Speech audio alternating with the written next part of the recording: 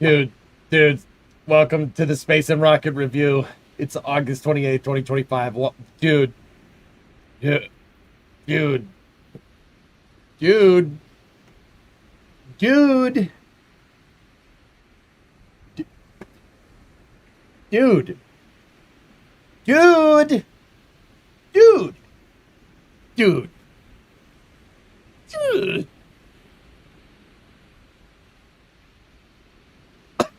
Oh my God.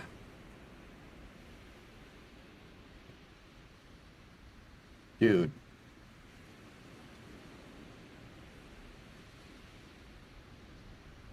Dude.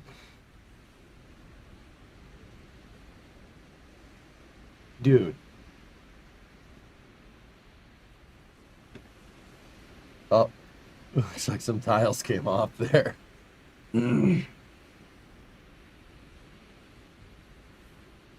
There's definitely some tiles blown in the wind, but dude. Dude. Dude. Bruh. I don't have a lot of words here. That's awesome. So what you're looking at is, I figured we'd jump right into it. SpaceX just posted this like right before I went live.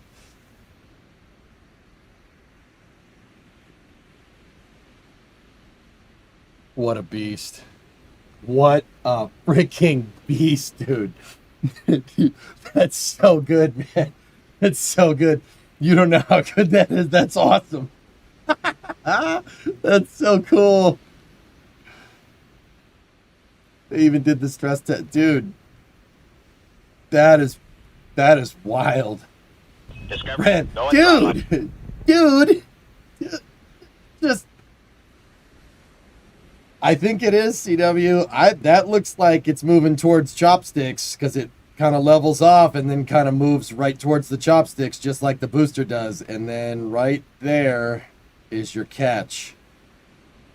That's absolutely prototyping a ship catch. That's absolutely doing that.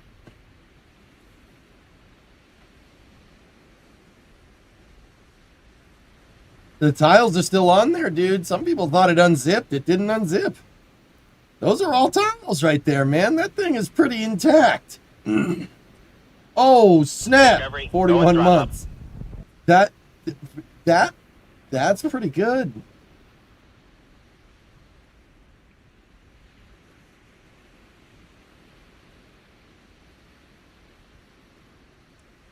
The orange is precisely from the oxidization of the stainless steel in those places where the tiles were removed and not the metal. I think there were metal tiles in there, dude, because they're all coming from wherever they had experiments down the belly of the vehicle. But I'm also seeing some white in there too. Bro, I don't know what experiments they ran, dude, but those are definitely them. I can't believe that they had bought the bottom of this vehicle had parts with no tile.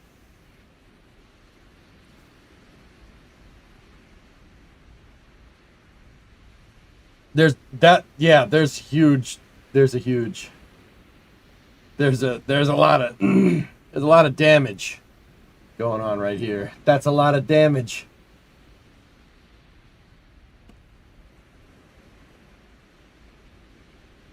Jeepers creepers, dude.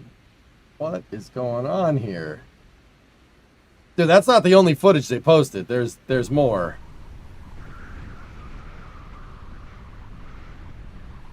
Brother.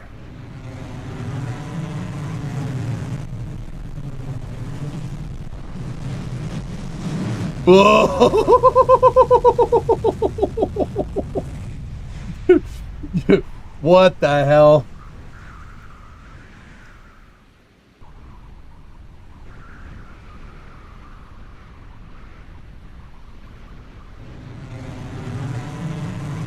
Oh!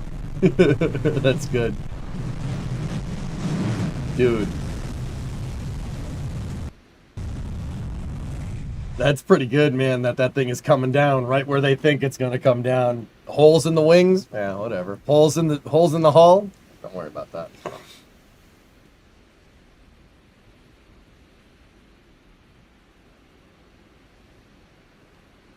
That is the wildest thing, man.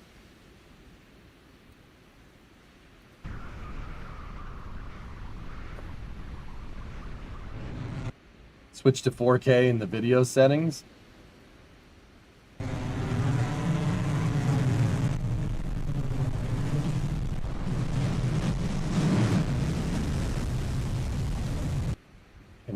Can we get it to 4K?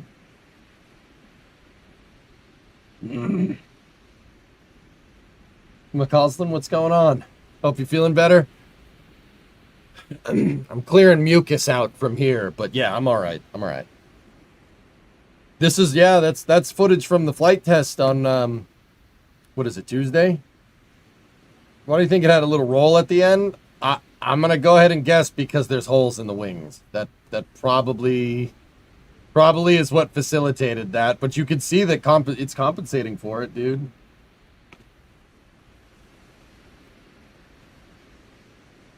That's pretty good. Compare and contrast. This picture from Gazer? All right, what do we got?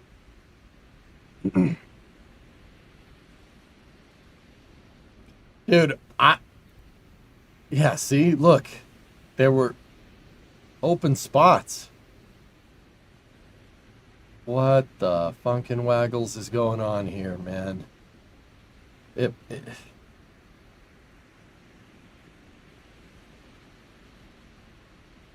That thing made it through with a lot of tiles not there.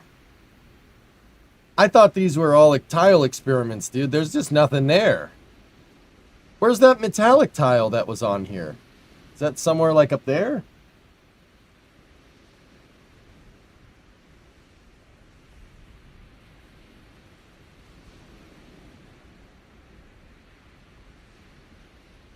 I'm guessing they're those ones up there. That, considering that's where most of the redness came from. Like here, look at once again. This picture's from Starship Gazer. Look. Oh no, there's all different types of tiles in there. Look. Oh, what the heck is going on here?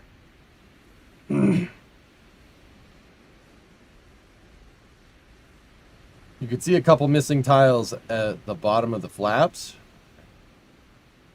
I feel like playing the GameCube theme right now. Yeah. Yeah. I think they're FlowViz tiles. There's something.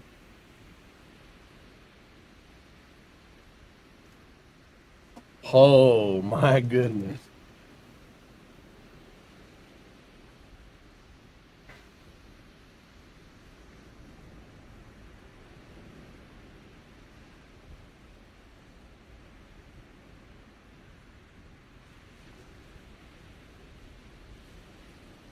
Yeah, that's what probably that one right there. That's probably what caused the burn through, because the plasma boundary layer goes like right up in here,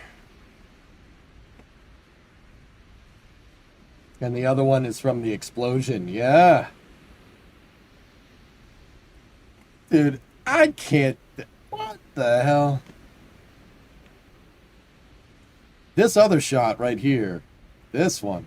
Oh my goodness. Bro, look at that. The tiles are all there, guys. I mean, there's a little bit of unzipping going on, but like there's some going on down there. But that's what I was telling you. The bottom. This is what I was trying to say yesterday. I couldn't say it. You can see where the hottest parts of the ship are. Right there. Right there, extremely hot. And right there, precisely where there's burn through. Oh yeah, no, the whole bottom of the wing is gone. Yeah, that's not great. That's not that whole. Welcome back, Shuttle ET. Listen, Tranquility Base here. The Eagle has landed. It was a SpaceX gender reveal. Mazel tov, it's an orange rocket. L'chaim! W for this coverage. This flight. Amazing shit. Thanks, Space Whales. Dude, I heard a lot of people saying those are unzipped tiles. So, like, you're looking at the stainless belly of the ship. The tiles are there. They're there. That's it. They're there. It actually fared pretty damn well. I'm impressed. It's really good. Like, really good. Where are you? Where are you? We zoomed in. I can't find it now. Look, I don't see much unzipping here. There's not much. Hey, beautiful. You're talking about that thing, right? I mean, fellas, there's definitely tiles missing, but those were induced from SpaceX. Like, I'm not seeing, and that's from the explosion, whatever happened there. I definitely see some burn through there, but there were missing tiles down there too. Smart Druggler. Go at throttle up. I'm sure you ever covered this. I'm sure you already covered this, but did you find anything about the coloring? No, I thought these were tile. I mean, they're tile experiments, Smug, from what I can tell. But this looks like they had some metallic tiles down there because Dan and Amanda on their cast said they did. And that looks like just rust from the tiles. They oxidize with plasma because chemistry. That happens. I still don't know what the hell this is. It's quite possible that they filled the tiles with some gap filler that burns off that way. But yeah, I'm not 100% sure on that one.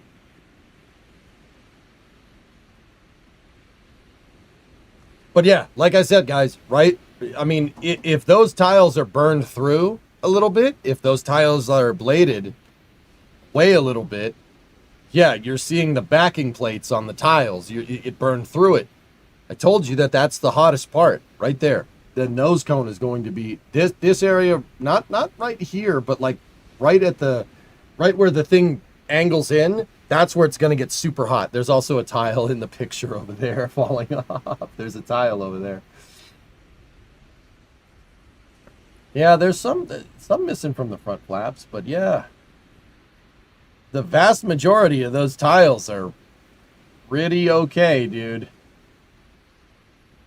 Why don't they do a retro burn like Falcon 9 does to get through the atmosphere? This thing goes a lot faster than Falcon 9. If you're talking about like with super heavy, it doesn't have to. Stainless steel can tank the heat as seen here.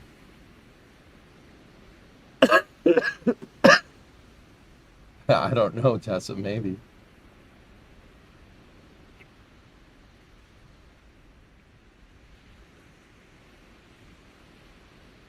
Yeah, a lot of people are saying it's FlowViz. It could be.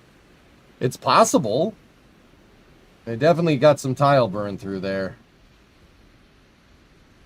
What the actual frick, dude? These pictures are nuts, man. These are actual pictures. I just... look at what I replied.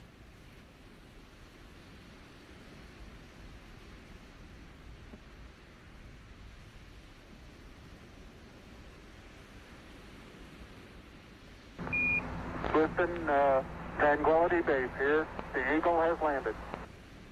The stress testing of the AFT flaps was the sickest thing ever. Superior Control Authority. It's wild. It's wild, isn't it, Cardiac? That's dude, what a monster. What a good design. I can't believe this. I can't believe how good that thing is. Hi. What's up, Hotbox? How did they capture this shot? This looks like a drone, dude. It's just a drone flying around in the landing area. Just a drone. Is the sound down? Surely it'd be way louder. That one doesn't have sound, but this one does.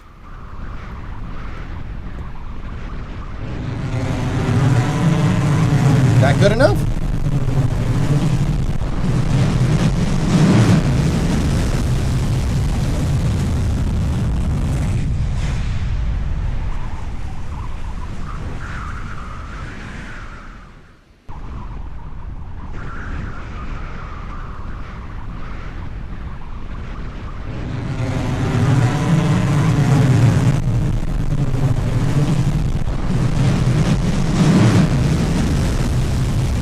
What the hell?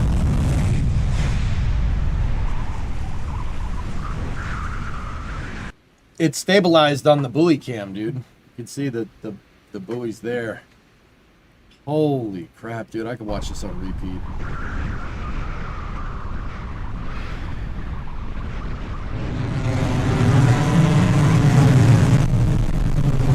Maybe Tessa. I'm thinking this is on purpose, guys. Like I'm pretty sure they did that on purpose. But yeah, I mean, if they're getting some burn through on the tiles up there, that would explain why that up there is very, very hot. What's throwing me off is that the defined line right there. So what? It got super hot here, but not there. That's really weird. I'm gonna say that that's an experiment. Right out of Battlestar, right? Yeah, it's the Adama maneuver, man.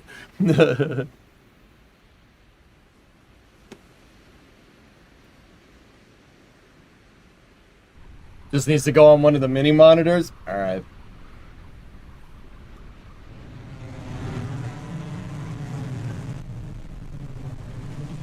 You've got to be kidding me. Dude, that's some sci-fi stuff right there. That's some sci-fi stuff that we all saw. It happened. That absolutely is a thing. Like, huh.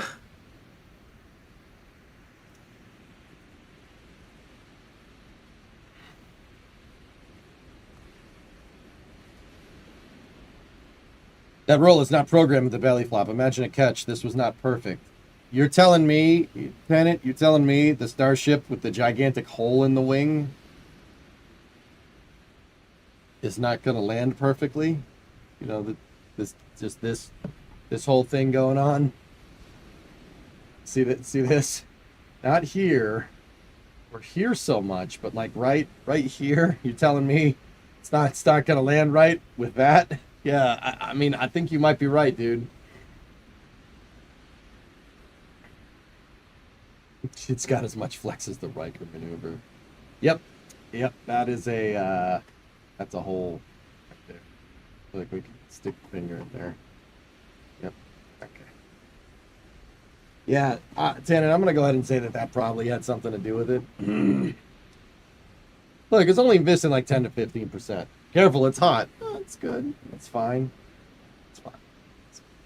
You're all fine here. Yeah, I'm thinking that probably had something to do with it. Whatever popped down there. How the heck is the RVAC still there? I mean, they're designed to tank a little bit of heat, dude. On the Joe. On the doll, where did EJ touch you, Starship? Right here. That's a good Starship. Yeah, that's good. You made it through re-entry. Good for you. yeah, good. There, touch the side. Yeah, there you go. Good Starship. Anyway.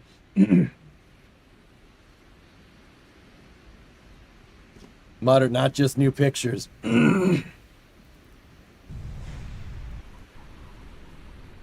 Check this out.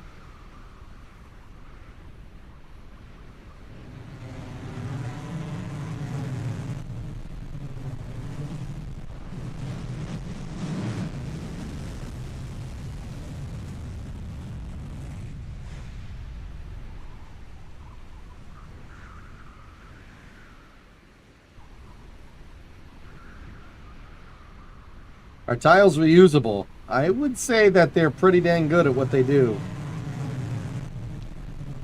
But wait! There's more. Here.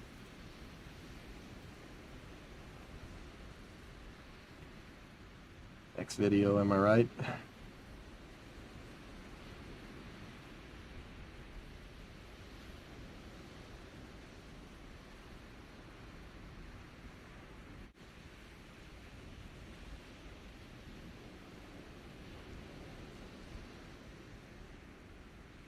Yeah, that's pretty good. That's pretty good. The TPS report would be very thick this week at SpaceX. Yeah. Yep.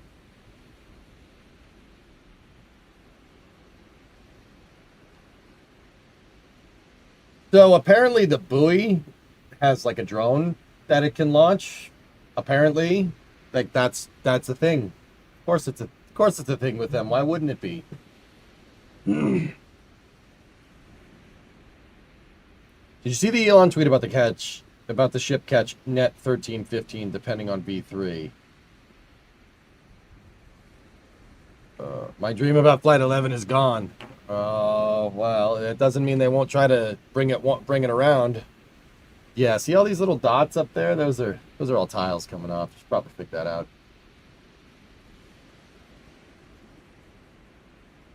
Yeah, the metallic tiles ablated, guys. I'm pretty sure that's what happened here. I don't know about this. That might be some more of that visualization stuff. Yeah, Paul, you seeing this, man? This is...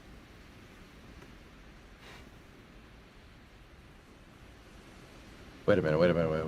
Let me go into my music files here. Ready?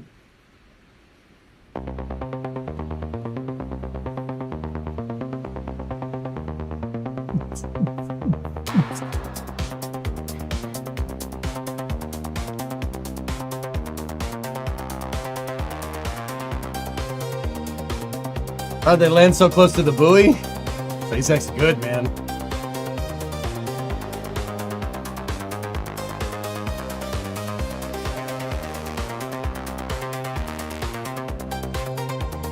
Polka? I got new Polkasonic metal propulsion. But it's not Polkasonic, it's Polska. Okay, listen.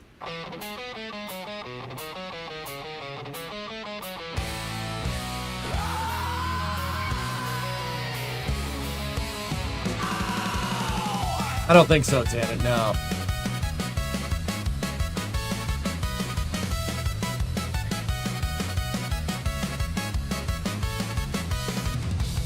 I do SVO, yeah.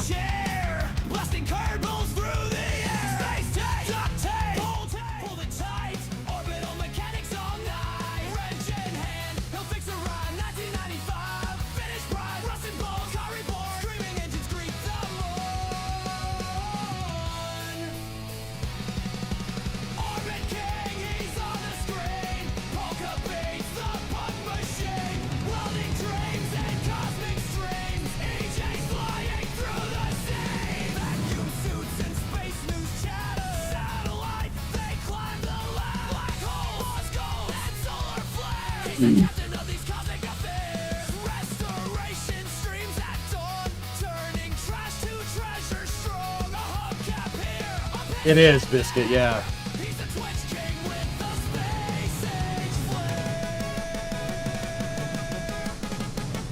Will this make the mission control screen?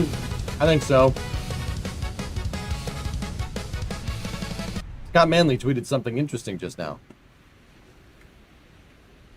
Alright. Apparently there's some Elon tweets I gotta catch up on. Hi everyone, Elon ma. No problem. Driving my Tesla. I love you. Wow. Alright. Googling or searching for the replies on stream was probably not the best decision, but you know, whatever, it's fine. I love you. Wow. Live streaming X, nice. That was probably not the best decision now that I did it, but you know, whatever. Somebody agrees with his post somewhere, right? I'm just looking for the space stuff. I love refrigerators. Yep. I think they actually had several tiles attach and backup heat dissipation on this one. Yeah. Those payload numbers. I looked at this again after we did the review yesterday. When I looked at the recap yesterday, I saw these numbers and I was like, yes, these are numbers. Today I'm actually looking at them and that... Today, kids, we're going to learn about mass fraction. Rural on Twitter is never a great idea on stream. You know, that's a very good point.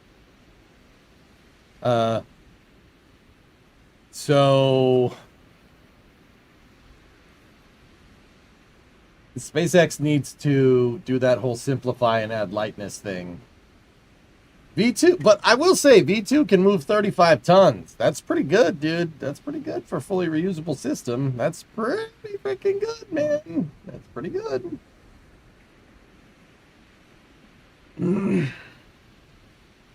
Just one more Raptor version, though. Please, bro, please. They're adding 1,100 and then 1,800 tons of thrust. Yeah. I want to point out that until it actually puts 35 into orbit. What do you mean, Will? Do you think we'll get a recap? I hope so, Terrence. I always like it when SpaceX does that stuff. What are they making these things out of? Stainless steel? Yeah.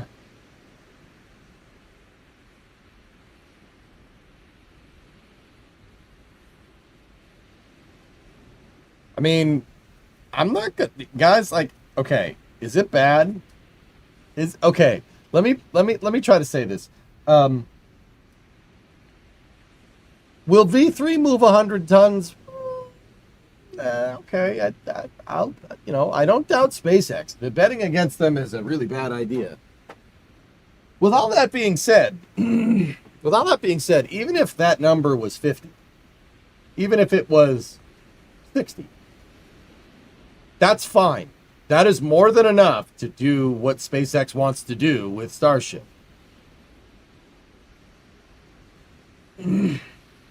Yeah, that's fair, John. Yeah, okay. That if that number is like 60, that's fine. That'll work. Even 85 would be a huge W. If it's 85, I'd be like super pumped about it. The point is, guys, is that, look, 35 is more than the shuttle. That's more than the space shuttle. Space shuttle can move 25 into space. Now, don't get me wrong. Starship's way bigger and way more powerful, but it's also fully reusable. That, for right now, that's the price you pay. That is the price you pay for full reuse.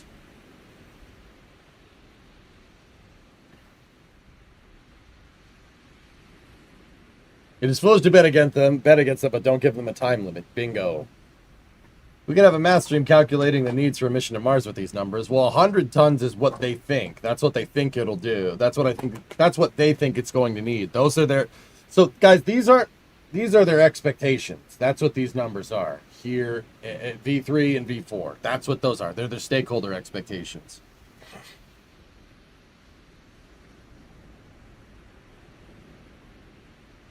Cody, you really appreciate all the Starship coverage and analysis. I don't have anyone in real life to talk to about this, so this is the next best thing. I'm here. Yeah, this is pretty good, man. This is pretty decent. Like, I'm going to... Dude, all right, for building a rocket entirely out of stainless, I'm going to say that those V2 numbers are pretty damn respectable. Like a fully reusable vehicle, 35 tons to orbit, that's pretty damn good. I would like to point out also that this number right here, these numbers, that's enough to do what they want to do with this thing for Starlink. Just keep that in mind. Why is no one in real life interested in this? I don't know. What's the heaviest thing that was ever brought into orbit in one flight? Skylab. Skylab until this thing came along. That by far, this thing by far, by a long shot, and it's not even close, is the biggest thing ever sent into space. That is freaking huge. Skylab, if we stacked up Skylab next to this thing, Skylab would probably be like about from where my hand is to the mouse cursor. See the mouse cursor up there? Skylab's about that big. And it's 6 meters wide, so it'd probably be about this wide, maybe. So where my pointer fingers end to the mouse cursor in terms of height, and about that wide. Skylab is huge. That's a big space station. What I see is V1, get it to fly. V2, get it to RTLS and get it through reentry. V3, get usable payload. V4, moon. Pretty much. Elfish. Didn't Elon say they'd need 1 million tons to Mars for sustainability? So 5,000 V4s to Mars? Yeah. The stakeholder expectations are very, very high. This is big. That's bigger than a shuttle external tank, dude. An ET is probably like, if you have the bottom of the external tank, the top of an ET is probably like right here. It's almost the size of an ET. It's very similar. That is the biggest. Now, that's the biggest thing launched into space, but by far it is the biggest thing ever brought back from space. The two biggest things beside that are Buran and the space shuttle. That's it. Nothing that big has ever come back from space. That by far is the biggest thing. Is one of the flaps gone? It's not gone. It's just, yeah, the SLS core stage would probably be up there too. That's right. The SLS core is the biggest thing launched into space, if you want to count that. Yeah, I thought if we're talking payloads, it's Skylab, right? But if we're talking payloads, then Starship really doesn't count. If we're going to include like just straight objects launched into space, the SLS core takes the cake. That is the biggest thing ever put into space by a long shot.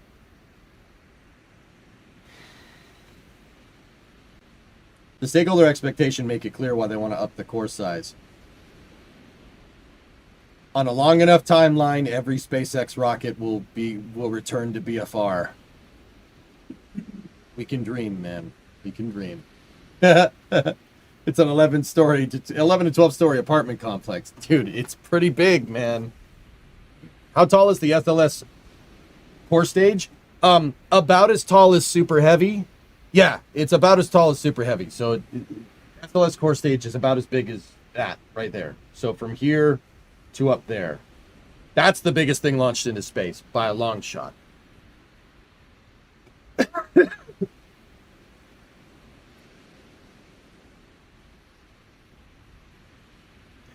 AFLAP redesigning itself in flight. Well, I mean, that's the beauty of iteration, dudes. That's a gazer picture. That's the beauty of iteration. And that's why these re-entries are so dang valuable and why SpaceX is it's super sought after and why they threw a bunch of experiments on this. There's not much experiment. Like, there's no way to test re-entry on a large scale down here. To do that correctly, you need an arc jet. And the biggest arc jet could maybe test a tile. Maybe something a little bit bigger. Maybe. This is, this will inform you about the design. It's like I was telling you, dudes, all the areas where this thing is going to get hot. It's going to get hot right here, right there. Because this is basically, this is what I was trying to say yesterday, but I couldn't. This is like when Starship is coming in, you are almost perpendicular to hypersonic flow. That's going to get extremely hot. That's like a blowtorch to the front of the thing, which is why I believe the top is all white, because I think those tiles may have gotten a little burned through. Some of them are still there. That area is going to get hot, and this area down here, right there, all around the rim right here, well, particularly like right at the bottom, and this part's, the parts right here around the aft flaps, those are going to get the hottest. And it's kind of cool because... it got hot. You might want to rework your design down there just a little bit.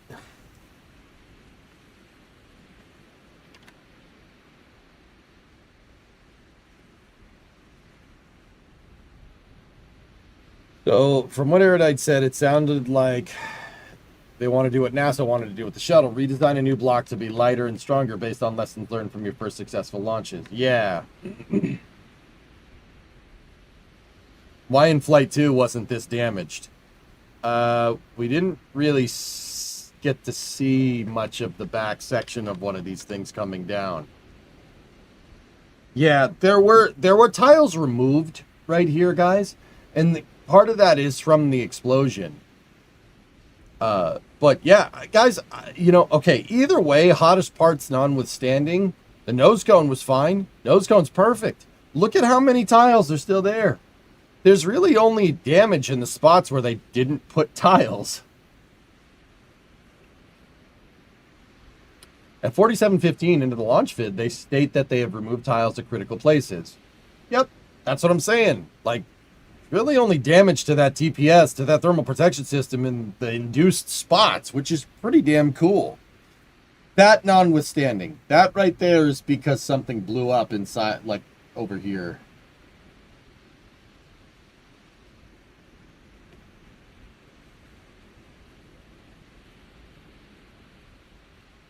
Could the XB-37 benefit from this imagery? XB-37? Oh, X-37B. Maybe. Maybe the crack in the middle appeared to a weakening strength around the circle due to the explosion. It's possible, yeah. Did you see the RVAC strong movement after Seco? Yeah, Helzekin. We noticed the ship shuddering around right after the engine cut off, but how much gentler will it actually return to orbit be? Not so much worse.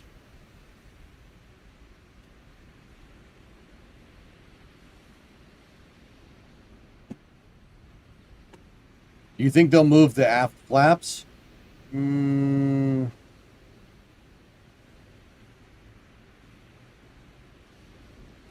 I'd want to see another one of these before I make that decision. Dino, the more I'm looking at this, the more I think the metallic tiles basically ablating off left this. What do we know? How do we know what metal ablation looks like, steel ablation looks like in space? We don't know that. We don't know what that looks like. That's what that looks like. Spoiler alert, it leaves a lot of rust.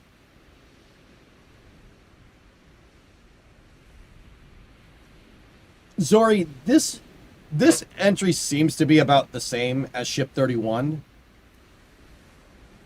But here, look at this picture from Starship Gazer.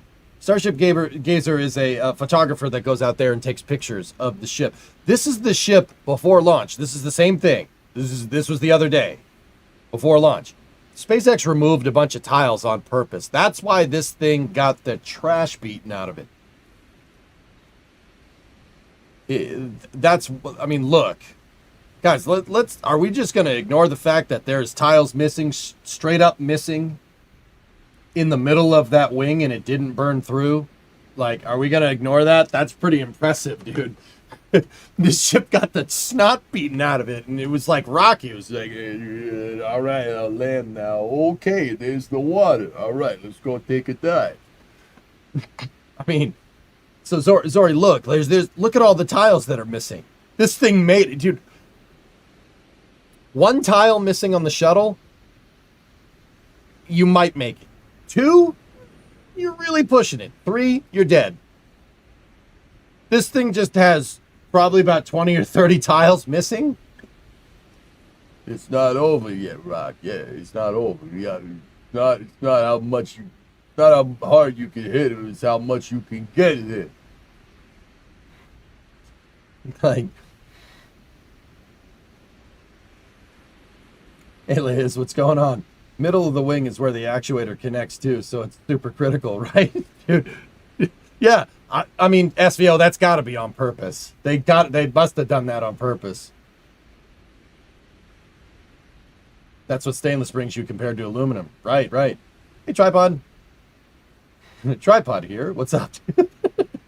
Based on how the ship is responding to aerodynamics, do you think it's ready for a first attempt for a ship catch? I'd want more data. Tripod, I think they should do another flight. I don't think they should catch the ship. What I do think they should do with Flight 11 is put it in orbit. I think they should put it in orbit and bring it down in the Gulf next to Starbase, if you really want my honest opinion. I've seen enough. Between Ship 29, Ship 31, and this, I'm good. I'm pretty damn confident they can bring this thing down in a very, very precise area. I'm pretty sure. 3 is a pattern, guys, right? Like, so important question. When's the next flight?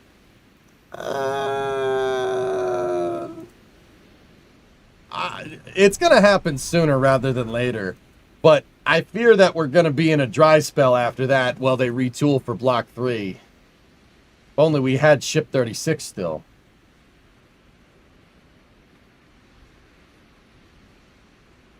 I think it's going to happen sooner rather than later. I'd say the end of September, maybe the first week of October.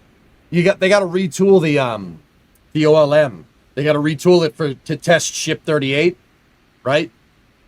And then retool it again for the booster. Fire the booster, take the ship, stack the ship, make sure everything's good.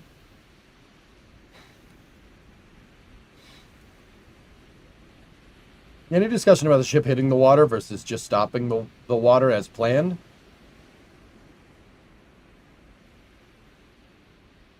I think this thing's just hovering above the water, to be honest with you.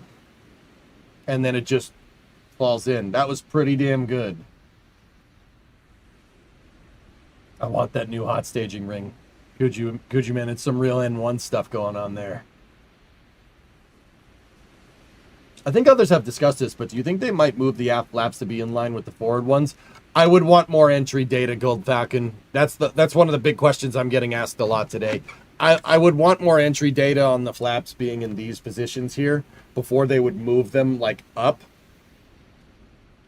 Yeah, Ruin, this is disgusting, dude. That's just disgusting. Like, that's why I'm sitting here watching it on repeat. That is bananas. It's bananas, dude. This isn't even the best footage. Look at this. Look at this thing. Look at this footage, dude. What the funkin' waggles is going on here? What, dude, how is that thing flying? I assume hovering that close to the water generates a ton of turbulence due to the steam generation. Agree? Yeah, I don't think the rockets care. What happens if it can't deorbit? They just have a Starship orbiting for X amount of time? I'm fairly confident Raptor Relight will work correctly, Keenbop, to be honest. I've seen what I want to see. I'm pretty confident that this will do it. Maybe get more data on Raptor Relights. I'd like a little bit more data there. But one, I ain't SpaceX, so I have no idea. Two, I want to see it on orbit.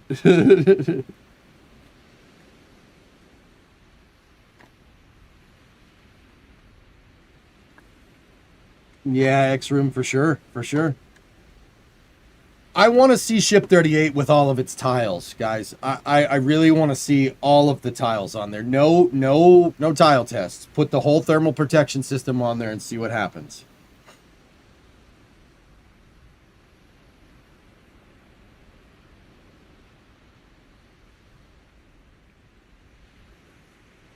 Yeah, I mean, SVO, moving the aft flaps back would probably seem like an okay thing to do. I mean, just up a little bit. They don't need to go up very far. Like, if you're clocked, like, right here, maybe where my finger is, it's just enough to eliminate that lip. See this thing right here? That guy. See this little lip? Get rid of that. That is disrupting hypersonic flow. And that makes a really hot spot on the side of the wings. They have done that. Not with the aft flaps, Art. They did that with the top flaps. The top flaps are like up here somewhere. I mean, that would be the way to do it without changing the hull of the ship. If you wanted to do that another way, right? Oh my gosh, first time I'm using paint on the new computer. Right, so you have Starship, right? Oh, okay, you know what? Let's just do this, okay? You have Starship, right? And then you have its winglings right here and right here. All right. So when plasma's coming at this thing, right? You have that little ledge right there and right there. So how the plasma kind of propagates up against this is it, you know, air comes this way, right? And then it kind of shoots up like that, right? Like this. And plasma will want to go this way and then it kind of bounces off. It want to go that way and then it bounces and then it kind of curves up like that, right? Because it's intersecting that flow right there and that flow, right? So you see this phenomenon going on, which is exactly what we saw during reentry. From the front flap cam that's looking back, that is exactly what you see, right? So that's what the arm's kind of in that position. Now, what you could do, you could redesign the back, very back of Starship to do something like this. to kind of square off the back, I guess.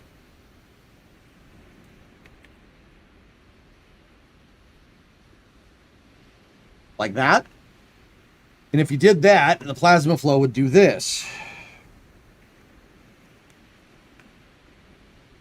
This is kind of what the space shuttle did. Now, if you did that, you would have to move the aft flaps down, believe it or not. You'd have to move them down here so they could deflect correctly, because you need to get that, you need to get them near, you want to get them near the plasma, but you don't want them to touch it, believe it or not, right? I don't think SpaceX is going to do that. I think the way to do it, I think you guys are right. If you move them up here, right, and have them that way, your plasma flow looks something like this. Right, some of the plasma is going to get close, but most of it is going to go out like that. And then give you that flow phenomenon that we saw. Moving them up. It could do it. It's possible. But take into account that some versions of Starship are going to need to land. And some of them are going to need landing legs. You're not getting to Mars. I was about to say you're not getting to Mars with a catch tower, and you're not coming back from Mars if you do what they plan on doing and just landing it like that. That's not going to get you anywhere, right? I mean, it'll get you to Mars. It won't get you anywhere back, right? You're going to have some type of landing leg solution here. So you're going to have to redesign the back hull of this at some point to accommodate for those legs. So flattening off the back of the ship and leaving those flaps kind of where they are, or even moving them down, could accommodate for some legs. It's possible. Not saying they'll do that, but you could. You could do that. It's kind of many ways to skin a cat, you know what I mean? Mars ships and Earth ships. Precisely.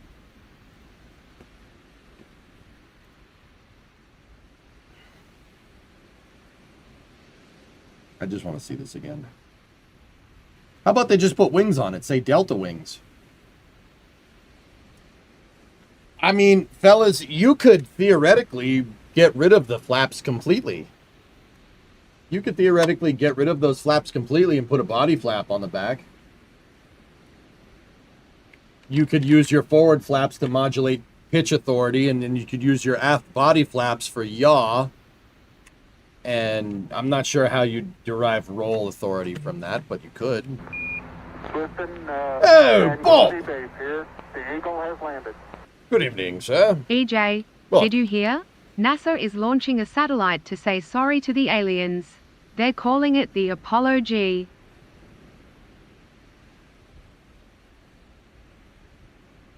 We're not friends anymore, mate.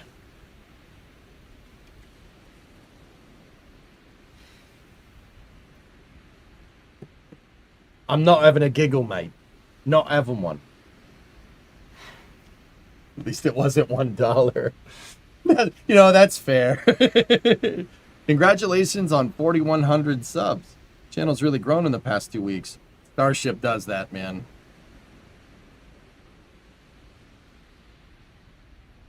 Get rid of the flaps. Steal what?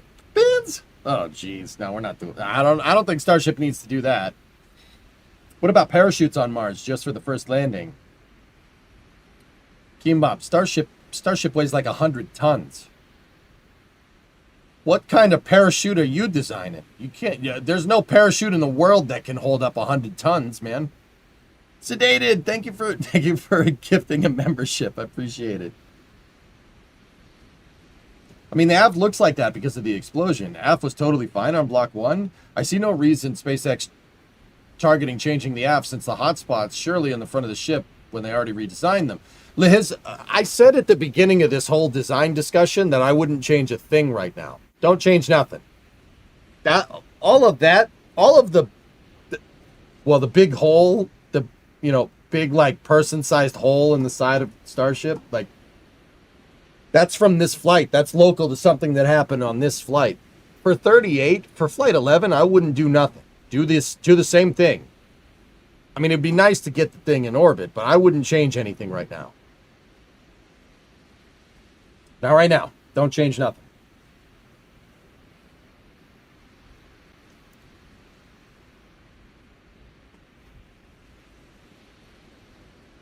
Nice.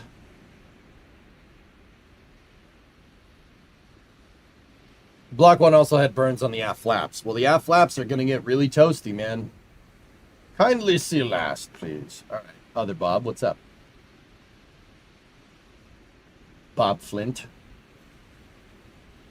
Delta wings and landing gear. Maybe a vertical stabilizer with a rudder. And then maybe we landed on a runway.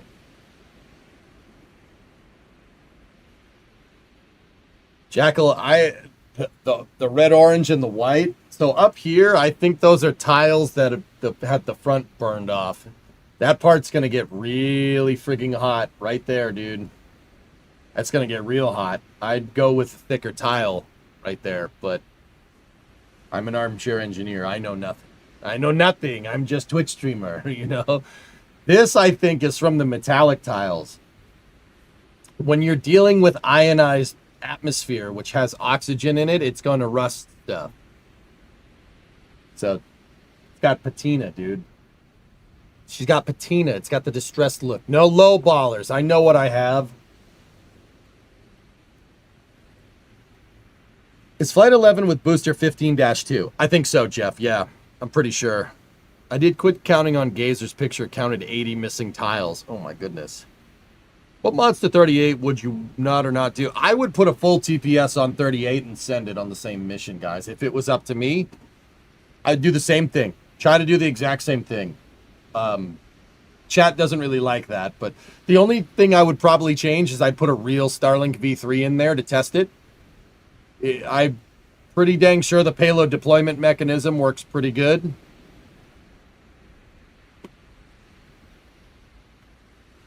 By the way, in terms of plasma iron, you get iron atoms in the plasma from the ablated steel and oxygen atoms from the O2 and CO2, all of which are cracked down to the bare atoms because that's what plasma is. Yeah, exactly. Then the high energy atoms get shot at surfaces and everything else. At higher energies as they escape the plasma region, we can do this on purpose. A YouTube video. Guy, we got to be careful with YouTube videos, dude.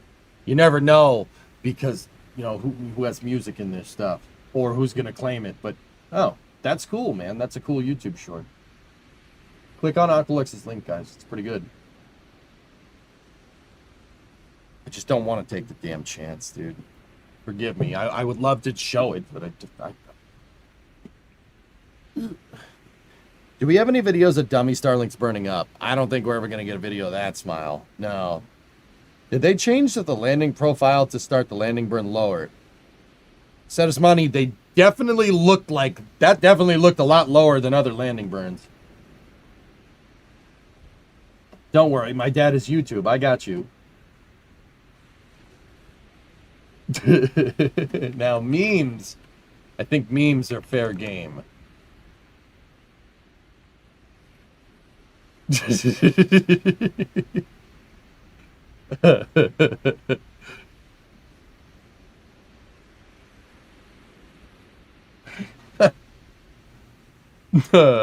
one flap. Nah, that flap made it through with flying colors. It was Chad J. Thunderflap. You know? Look at it. It's like that. What's the muscly guy meme?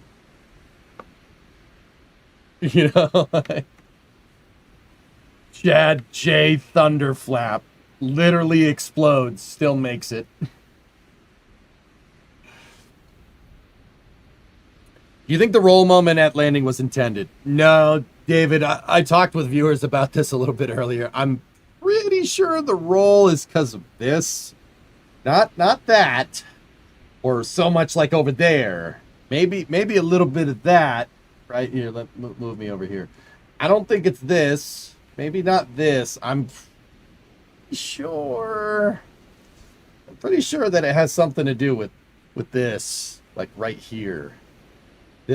I'm pretty sure that's why the thing kind of went to the side a little bit, or it had a little bit of a roll rate during landing. There's a huge thought of that scene in Bad Boys. There's a huge chunk missing, Mike. Oh, somebody shot you in the butt. Yeah, you did. My partner shot me in the butt. My God, I was shooting. I did a lot of shooting. Damn! Somebody shot you in the butt. There's a big chunk missing, Mike.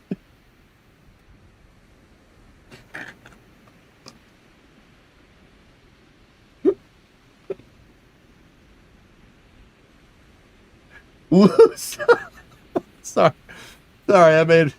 I made myself laugh. I swear I'm a normal functioning person. Remember your pressure points. Remember your pressure points. 33 cars and a boat. How did you wreck a boat? We're back to the movie quotes. I see a little bit, little bit, little bit. The hell you are. Oh my gosh, just saw the Scott Manley post and came here. Apocalypse is here. Look at this. You want a treat? You want a treat? Here, look at this video. This, bruh. Dude, what the frick? What the actual frick? Dude, that's like a 12-story building coming in for a landing. Like if you put a 747 next to this, it would look like a Citation CJ4 next to a 747.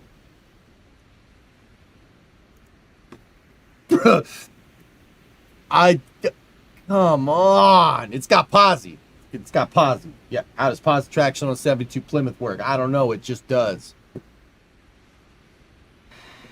The thing proved to be as resilient as a P-47. I lost a wing. I don't know. All right. No good. What's up, man? Sorry, I just joined, but did you see Scott Manley found a picture by Jack Byer that shows the probable cause of the SLSization of Starship on his Twitter? Yeah. Yeah, Mott Scanley. All right. Yeah. Here, let me go and find Scott Manley's picture. Here, I'm just gonna click on X here, and I'm gonna search for Scott Manley. There we go. Yeah. Here. We'll find Scott's picture here. It looks like he's quoting Jack Byer, who's an NSF photographer. Let's see what Jack. Let's see Jack's pictures here.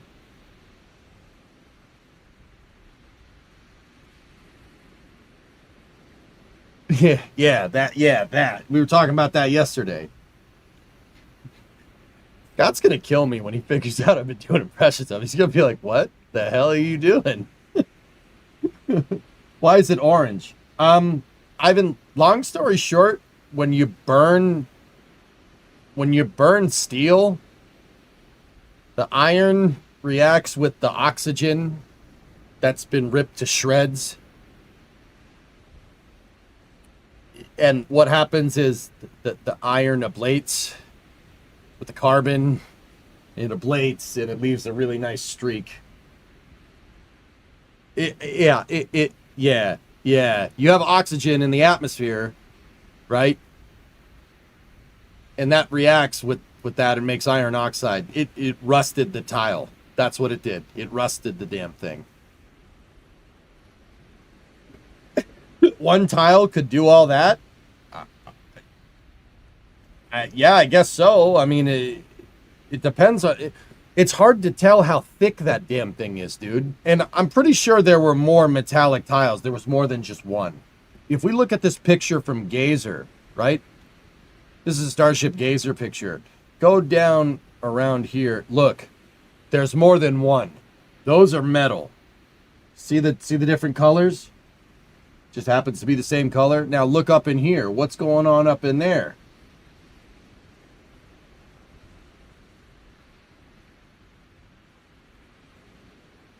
What is that?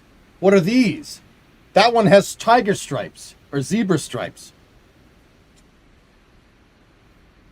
Dude, look at how much of this is missing. There's just... my brain's still having trouble with this one. There's just tiles gone.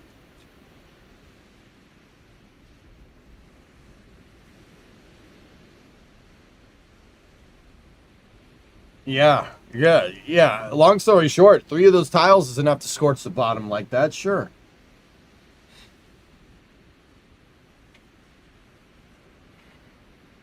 Unbelievable. Look! What? You've got to be kidding me. You've got to be kidding me. That flap didn't burn through at all. But like I said, those flaps are tilted up, right? They're up higher. So that would have been out of your plasma flow right there. So it would have been fine. It was fine. I mean, we know it's fine because, well, I mean, hello. Hi. How you doing? It seems okay to me.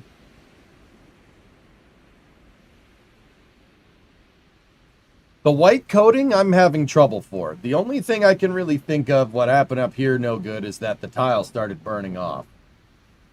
Because that part is going to get really hot. I had a little thing about hypersonic flow. This part, that part's going to get the toastiest.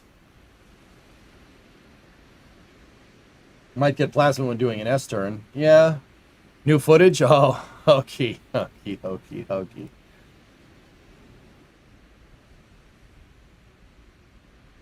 It did S-turns, right? He did him doing S-turns. That was awesome, man. I mean, real shuttle vibes. I dig it. Can I get a link to this video, please? Dan, you have a thought. Maybe they're testing iron heat shield tiles because they could use iron-rich Martian soil to make tiles on Mars.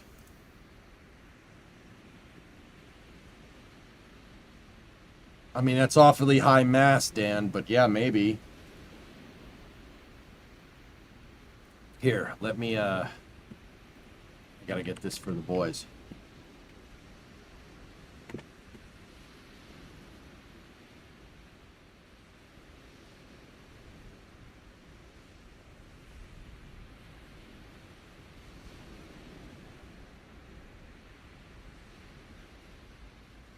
Up mass on Mars doesn't matter so much. You know, that's a good point.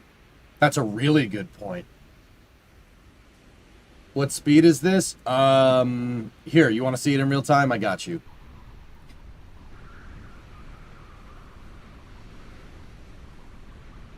His response to the tweet was fantastic.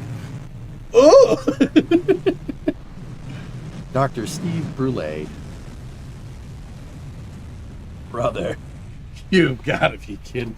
Dude, I've watched this on repeat since that, like, even before the stream started. And I'm still like, wait. What's going on here?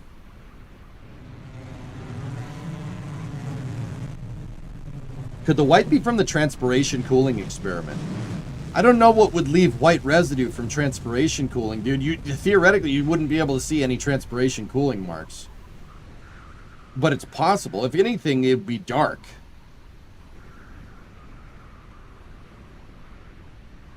Could the white be frozen methane? Frozen methane during re-entry? I don't think so, Erudite. I think that's eroded tile, if I had to guess. Because, well, look.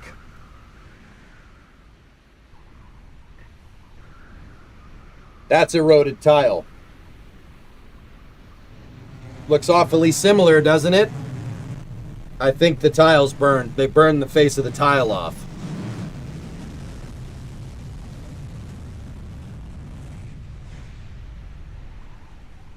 Look, it's almost the exact same color.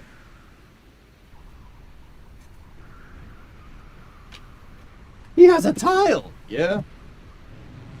But in V1, it didn't ablate so much. Did we ever see a good shot of the V1 stuff? I mean, I seem to recall we saw a side shot of Ship 31 and Ship 29. Or Ship 31. We saw the onboard shots from Ship 29.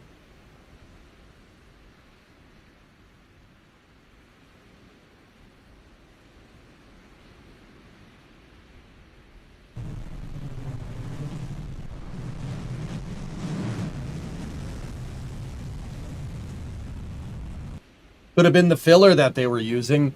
It's really hard to tell from these pictures whether there's still tiles there or not, though, Artfest. Like that. They may have, dude, redesigned the tile. I don't know. How do we keep the propellant for landing cool during re-entry? Are the tiles that good at protecting the rest of the ship from the heat? Yes. Yes, they are. They are, Data. Absolutely. Dude, did you ever watch the flame trench where I took that tile and put a blowtorch to it? I took one of my shop torches to that thing. Look. You can see the marks right there where I took the blowtorch to it. You can see it. I mean, it's a little dusty. Give me 1 second. I took the torch to it right there. And when I did, I had my thumb right there. And I had a flame that close to my damn thumb. Isn't the AFT explosion located where LOX dump lines are? Could a thermal expansion have caused that? Would like to hear what you think. Yes, probably. It happened during a chill down, dude. So I don't think thermal expansion caused it. I think they had solid oxygen accumulate in the line, if you really want my honest opinion. So, dude, the thickness of the top face of the tile, like it's indented back here. You see that? She's indented. That thickness there is probably a ½ inch. I had my thumb this far from a blowtorch in front of the flame. Thumb didn't get hot. And I held it there for a second. I was like, okay. It's not getting hot. I don't even feel any heat.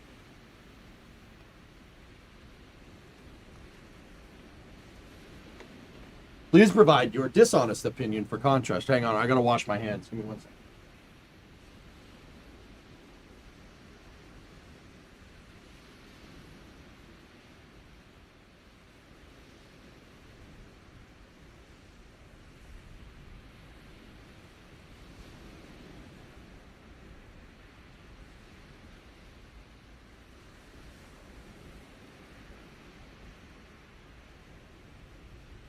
Turns out that I've learned some things about tiles over time. Those are fibrous tiles. They're silica fibrous, so touching them is like touching fiberglass. Yeah, I burned one in front of me. I'm sure that's fine. Sure, inhaling that was, healthy. Yeah, you gotta wash your hands after you touch them. Yeah, I'm sure that's good.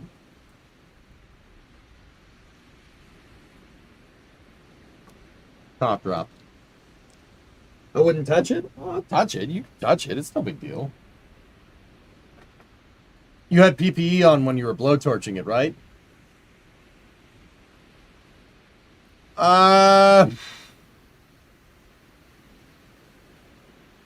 Ish.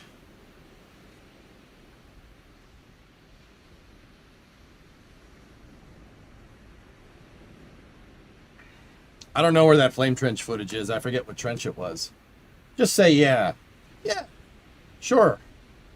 You had the hat. Yeah. Yeah.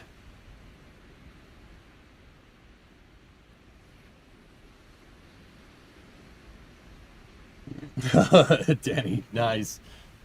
Do you have a fire extinguisher near? Oh, yeah. Absolutely. I've had this by my side, Luiso, for a very long time. Pretty much throughout my entire streaming career. Yes, it's still the spec. It hasn't expired. It expires next year.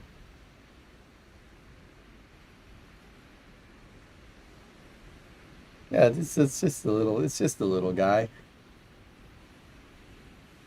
Have you refilled it though? No, you don't need to. Not this type of extinguisher. It says it right on the side.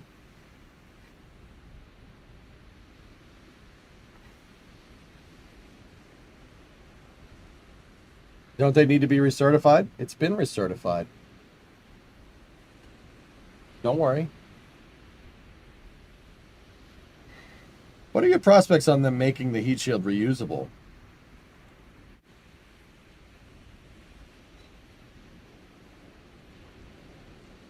Oh, sorry, you linked up the SpaceX live stream.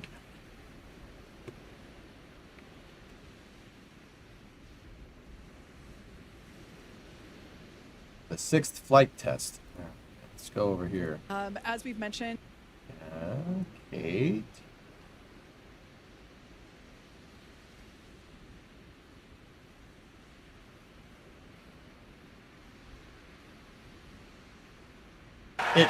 It had to have been an experiment. Or they had burn through because they used the different tiles, Ori. It's one or the other.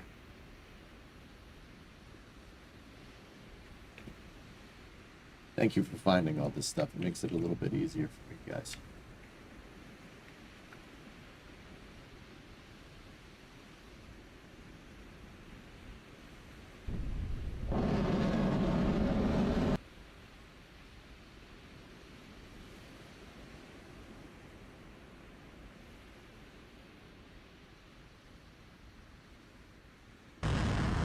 Dude, there's some discoloration over there.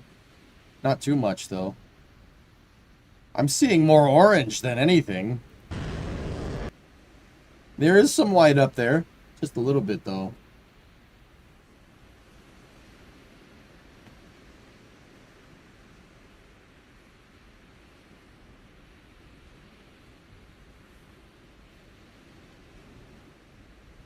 I don't know, man. It looks like some of the tiles burned through. How do we know that one of their tile experiments was in a different type of tile? You know, we clearly had differential tiles because the metal ones, you know?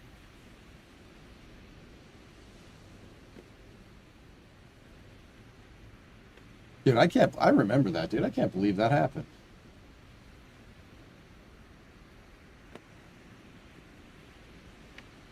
Oh, that's that slide. Yeah, I mean, we've never seen it to that extent, though, dude. Like, that's crazy.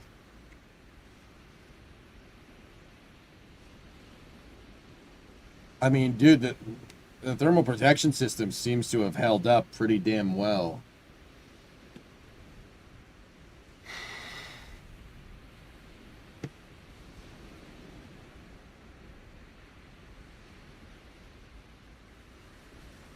This was a tough re-entry. They've all been tough re-entries, Chris. They just haven't said it. Tile experiments plus extreme profile equals toasty Cheeto. Should get yourself a CO2 extinguisher, yeah. If SpaceX wanted, could they get approval to go orbital? Yeah, but I don't think it's going to happen. Well, Sphere Coleman, that damage is from whatever popped. The damage on the other tiles because there were no tiles there. Look. Well, they took tiles away. See? Especially down there. Was this re-entry tougher than the last one? I think that they're all pretty dang similar, dude. They all kind of came down in the same spot. Do you honestly think rapid reuse of starships is viable? Sure. Dill, I think rapid reuse of space shuttles is viable, too. You have enough space shuttles. If you had a fleet of like 20 orbiters, yeah, you could launch one every day. Sure, why not? Why not? I think SpaceX is not trying to do that. I think they want to land Starship, basically tee it back up on the chopsticks and fly it again. With just a minimal inspection. Like a walk around. Like an airplane. But, you could rapidly reuse anything if you really wanted to, as long as you get it back. Rapid reuse of the same one. I think SpaceX is trying to do that. I think they'll get there. Sure, why not? I think it's only a matter of time, dude. Yeah. There were a time when airplanes weren't rapidly reusable, too. We kept going with it, and we got it, you know? We'll get it. I mean, Dill, like, the way I look at it, dude, is there really any material science that's inhibiting us from doing that? No, I don't think so. No, absolutely not.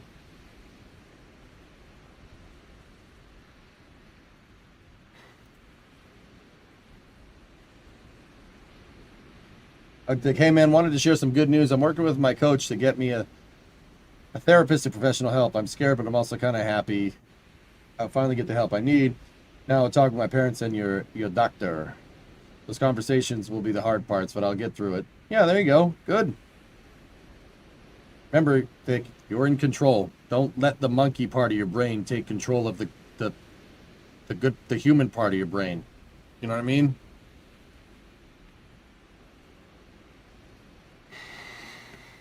Well, since that problem has never been solved yet, maybe there is, maybe there isn't. Of course there is. It's just going to take time.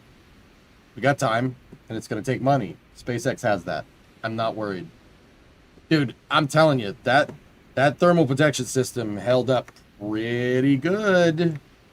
I mean, look, it's all there. The only parts of it that are damaged are parts from the explosion or parts where they had experiments, dude.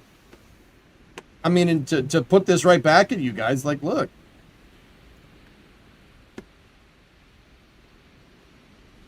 She's a little scorched up, but it'll be fine.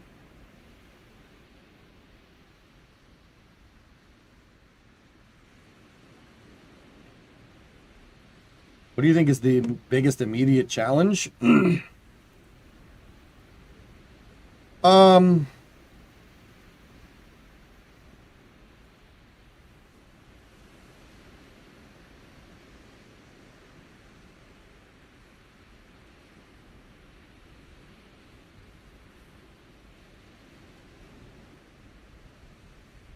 Okay. This is going to sound a little weird. What is the biggest immediate challenge? Reusing the booster is a big one. Reusing the booster. Getting the booster working and getting it doing this on a regular schedule is probably the biggest one. I'd say that's the biggest thing for SpaceX to figure out. Fuel transfer. Can't do that if you can't reuse the boosters, cold coffee. You're not wrong.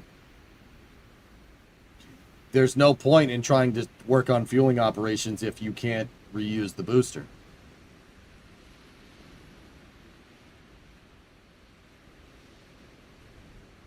You have 100% confidence in SpaceX's ability to solve these problems. My question is how their irregular development schedule will impact Artemis. Artemis is impacting itself when it comes to schedule, dude. I'm not worried about that. I said even back when they chose HLS, Devil Dot, that SpaceX is not going to be the bottleneck there. The suit is.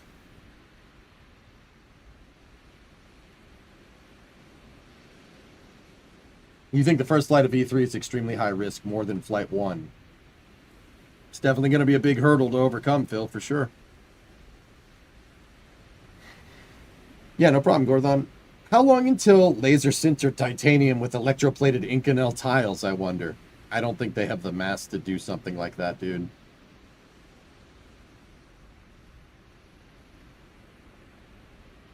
Is there a chance they can catch Booster 15 on 11 if they refly it? Smile, my guess is that they're going to expend it, but I will be very pleased to tell you when I'm wrong. Yeah, I think they're going to dump it. Why? Why keep it?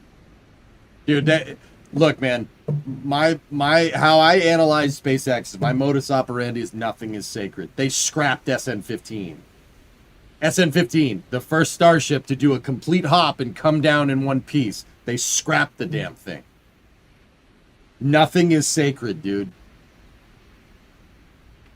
I want them to bring Booster 15 back. But even if they do, they'll probably just scrap it.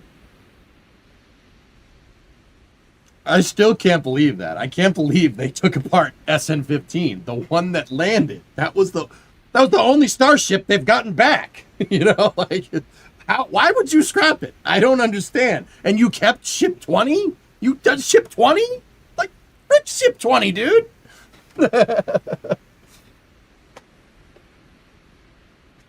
But also, whatever. Nothing is sacred. I think they'll dump 15, even though it's flown. I would really like for them to bring it back, because I saw 15 fly. I saw its first flight. I saw the thing land, you know?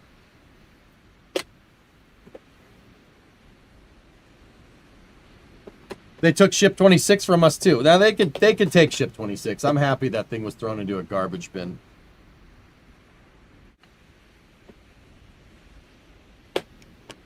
Terrence, do I think Booster 18 will do a 3-engine, then 13, then 33-engine static fire? I would do a lot of spin prime tests with that thing, sure. I think SpaceX's absolute biggest problem will be the logistics to filling up those boosters with how much fuel. Oh, well, it's funny you should mention that, industry. Hold on one second. Creeper, do you have this tied up? Yes, you do, my boy. It's funny you should mention that.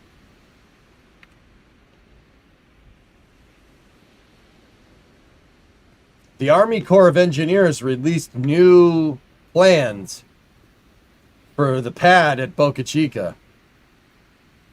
A very, very big expansion, doubling the size of the launch area. And what that essentially, okay, so here's the big one.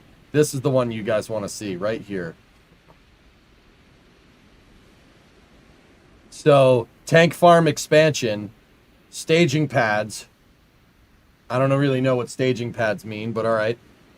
Pad 1, all right, so this pad has a trench and a commodity bunker like pad 2, right? Same tower position as far as I can tell. But look at what we have down here. LNG liquefaction, CH4 generation, LNG liquefaction, GSE staging, isolation and purging, deflector farms. Deflector farm is the pad deluge, but some people see the staging pad could be code for a catch tower. I don't know if you'd put the catch tower in line with the trench, but yeah, it's funny you should ask that, industry. Look at that, dude. Doubling the size of the damn tank farm.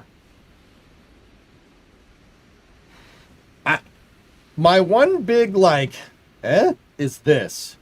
What is LCH4 generation? Where are you getting that from? Where is that? What is that? What is this doing? What is that? What is that? Cows. Oh yeah, Phil, you saw it coming, right? Yeah. Yeah, not the pipeline. Yeah. I don't understand. McGregor cows are being located. It's the McGregor cows. I wonder if there's a well here. Water plus air equals CH4.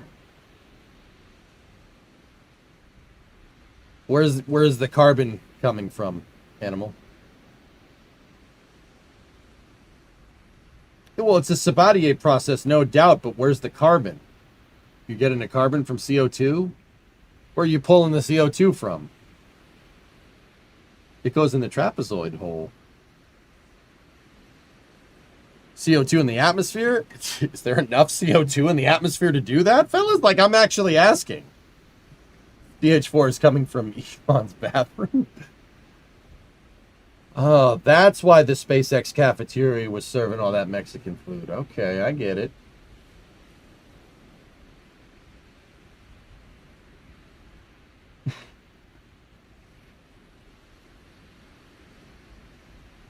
That's how they plan to do it on Mars, CO2 from the atmosphere. Okay, doesn't Mars have more CO2 in the atmosphere than Earth does? Or am I not thinking about this correctly? The LNG job posting mentions an LNG pipeline project. No, Earth has more?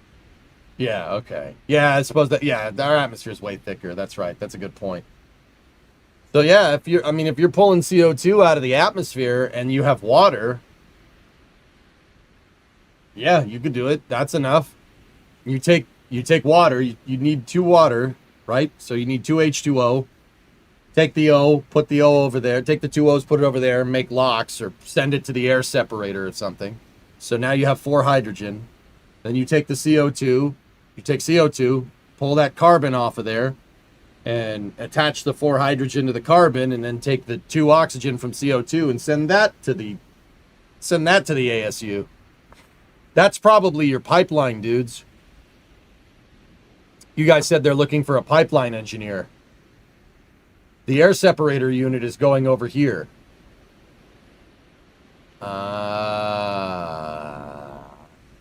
Okay, if I had to guess, that's probably what that is.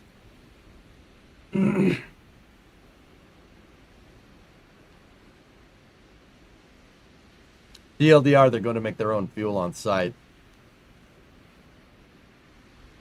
The ASU is mainly for LOX and LN2, though. So,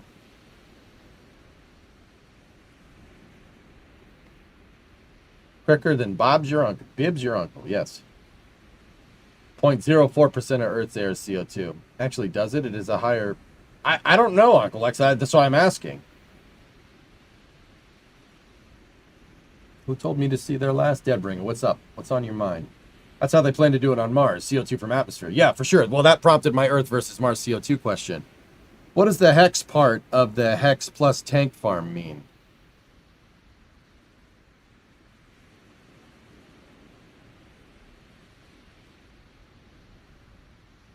I don't know. Maybe we should read.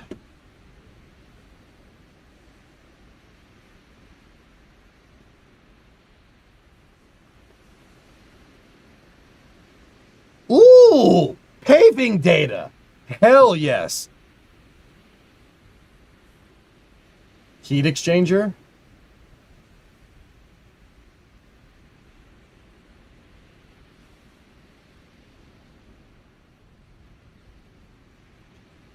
Oh. Bro. What are you holding up? I mean, starships is the answer to that. Dude, look at that. Oh my goodness. So they want scrape off all the topsoil, get down to native soil with no vegetation. They want sand, then fill dirt, and then a geogrid, and then compacted, dude, 8 inches of compacted limestone on the subgrade. And then a foot of concrete on top of that. Oh my goodness. Dude, you could drive tanks on that. That's no problem. Tanks, yeah, that's a lot. That's a lot of dirt. That's a lot of, yeah, you could drive tanks on that. That's no problem. That is a freaking thick boy piece of road. Holy crap. Yeah, with number 4 rebar. Yeah, reinforced concrete roads, dude. That's rad. That's really cool. 6-inch slab typical, 8-inch slab for roadways and heavily trafficked areas, 12-inch slab for crane pathways. Dude, holy balls. That's awesome. Now you know these bad boys is the thick stuff right there. This stuff that goes all the way around the perimeter. You know that's the thick boy stuff. That's cool, man. No, that's not for Highway 4, Bedojo. That's for that. SpaceX is gonna. This is the Army Corps of Engineers. They released this. SpaceX is basically looking to expand the pad and add. They're going to add basically everything they need to make fuel there. Dude, this thing's gonna look like a fortress, man. Guys, it's gonna look like something out of Dune when it's done. It's gonna be sick. Dumb question, but what is the Army Corps of Engineers? ACOE? Really, Zelio? Are you not from the U.S.? If you're not from the U.S., that makes a lot more sense. But if you are, it's no problem. The Army Corps of Engineers is the engineering division of the U.S. Army. Yeah. So the United States Army has an engineering division, and the Army Corps of Engineers is basically there for engineering out stuff, usually in times of war. Like, so, let me give you an example. Like, they would engineer a bridge. Like, if a bridge needed to be made to cross a river in battle, they would engineer out a bridge or implement a solution, right? They're basically Army construction workers and architects and engineers. ACOE in non-wartime, right? In the U.S., they handle civil infrastructure. They do a lot of civil infrastructure, like dams and dams, docks, stuff like that. Sometimes power plants, but not really so much anymore. They do jetties. ACOE handles a lot of like coastal erosion mitigation stuff. They do a lot of cool stuff. Army Corps of Engineers is really cool, actually. Yeah, it's all like, okay, if you're like a military history nut like me, and you could read about the U.S. Army Corps of Engineers and all the cool stuff they've done. They're actually super interesting piece of history and super interesting thing to learn about. Really cool, actually. Like, dude, these are the best of the best. Like West Point 4.0 GPA engineers. They're not just some grunt that they're gonna send out there with like a gun and just go, hey, go shoot that guy. No, the ACOE is like, okay, to speak in Warhammer 40K like terms, they are the tech priests of Mars. We'll speak in 40K terms. Does that make more sense? Yeah, they do levies and stuff too. Our Army Corps is awesome. They're super cool. These guys are super smart.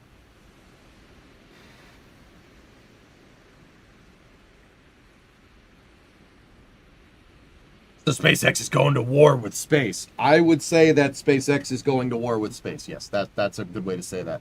Are they like Starfleet engineers? Yes, Bazdon. Yeah. Yes, the Army Corps of Engineers is like Montgomery Scott, but Starfleet would technically be Navy, but whatever. They aren't the lowest bidders. They'll make the best of the best. And they have Department of Defense spending behind them, so they will make the best stuff. Yeah, that's a good way to say that, Bill. There ain't no lowest bidder here. The Army Corps of Engineers engineers the best. They engineer the best stuff. Could the deflector farm be actual deflectors? Well, the deflectors are... There's no pad deluge in the second pad design. There's... Hold on a second. There's the flame buckets. That's what they're called. SpaceX is calling them deflectors.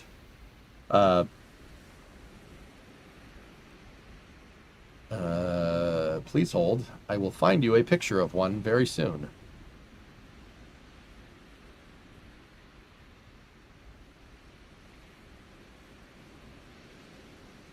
There were a picture of the ones at 39A a second ago. I forget who posted them.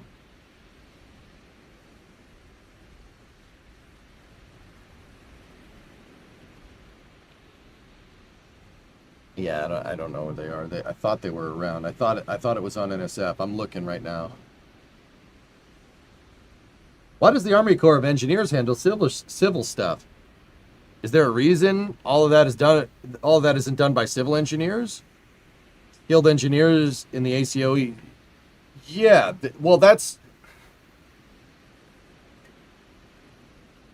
They're basically federal civil engineers. That's what they are. But they're in the U.S. Army. They're an attachment to the U.S. Army. They are, for all intents and purposes, civil engineers, but they are still the U.S. Army. Yeah, that's like federal. That's like Washington D.C. engineers. That would be the right way to say it, I guess.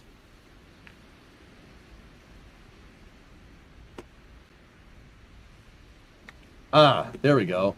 I don't know who took these pictures. Landon Young took these. Oh, he follows me. Yeah, what up, Landon? How you doing? I just need to show this real quick. If you have a problem with that, you let me know. I will never show them again or give credit, or what do you need? I don't know. Yeah, those things. Those are the deflectors. And they're being installed in 39A, by the way.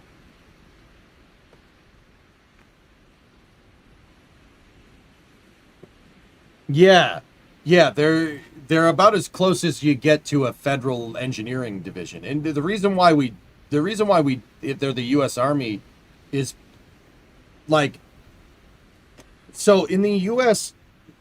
Sad, this is kind of hard to explain if you're not American. Like in the U.S., like the military finds peacetime things to do. You know, if you had a bunch of engineering, Army engineers that needed to engineer bridges and stuff in times of battle, if they're just sitting there twiddling their... Oh, this is space. I'm in space. Sedated, gifted a sub over there in Twitch to Bent Hovind. Thank you. If you have a bunch of engineers that are just sitting there twiddling their thumbs, they're going to be useless. Engineers, an idle engineer, not good. You get worse at it if you don't keep doing it. So they use them as the federal arm of engineers. Like to build dams, to build civil infrastructure, because it's a very, very high class engineering outfit. If you If you have ACOE on your resume over here, people are like, okay. I'll bet you there's ex-Army Corps of Engineers that work at SpaceX. I'll bet you there is.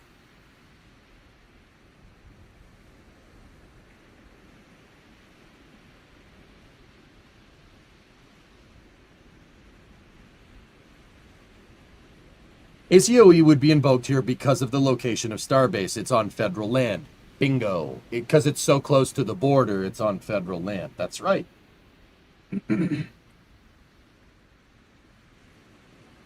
So you know that if they're in on this is going to be the best of the best. I mean, dude, did you see the road grading profile? Reinforced concrete roads. All of these are reinforced with number 4 rebar. That's no joke, dude. This is good. This is real good stuff. Like I said, you can drive tanks over it.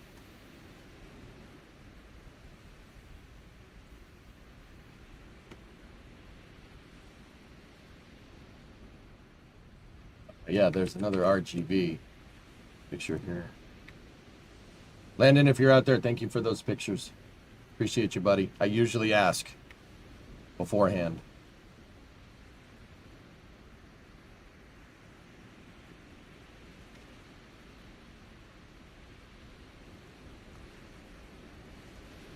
Isn't the ACOE involved with 39A and 37 at KSC? Precisely, because that's also federal land. Yep.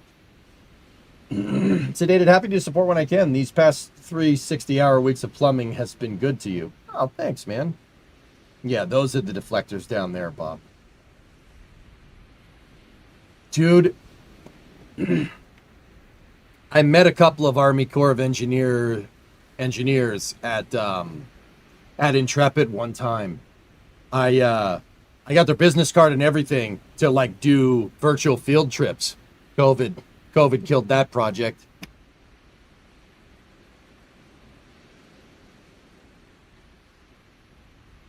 Damn.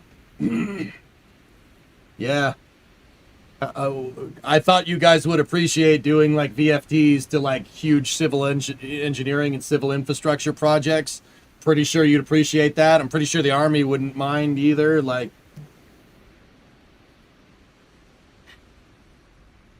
freaking COVID, man. Killed that project. Yeah, they just said, crane path specification was probably influenced by the crane incident at Massey's. Possibly.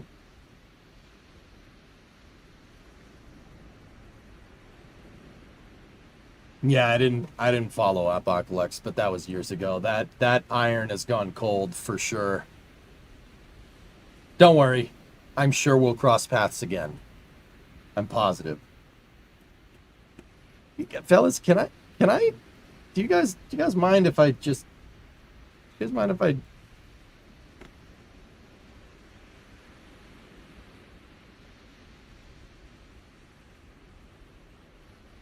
do you mind if I... Wow. Yeah, that's pretty good. Dude, look at how crisp that footage is. Did she pop? No. No, it landed. And then it tipped over and blew up.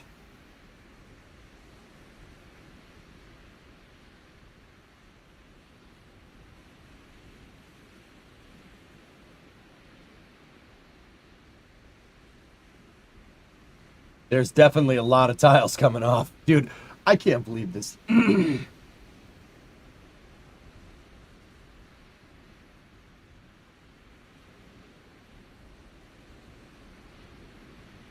It went right to its thighs, and then it blew up. Brother, you gotta be kidding me. And then the rainbow is just the pièce de résistance. The rainbow. Why did it pop? Well, it fell over in the water, Clayton, and I know these pictures don't really do it justice, but that thing is a 12-story building. So picture a 12-story building falling over. The top story, if it falls over, the top story is going to get wailed on because it technically fell the furthest, right? Well, Starship has all the fuel in the nose cone for the landing burn, so if there's any residual fuel, it would have been at the part that hit the water the hardest. Oops. Damn physics. Damn physics. Double Starship. What does it mean?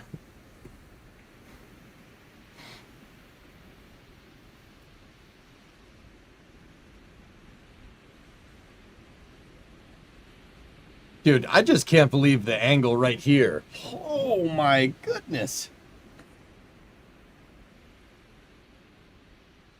It seems that they have less control authority to start the flip with the small flaps. The thrust vector control was fighting to stabilize ship 1.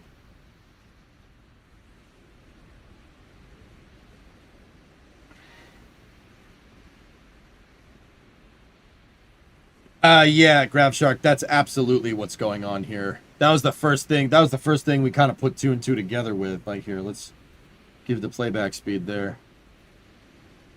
There's the scoot towards the catch arms, and then catch right there. That's absolutely prototyping a catch.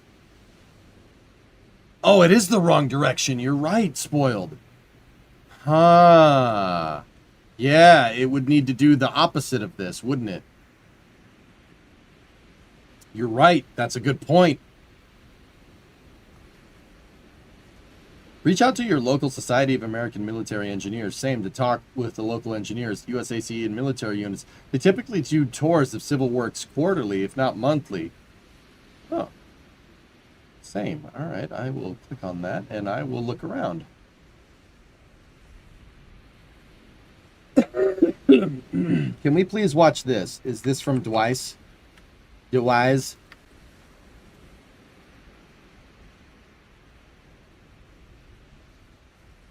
Does D have a shot of the vapor cone?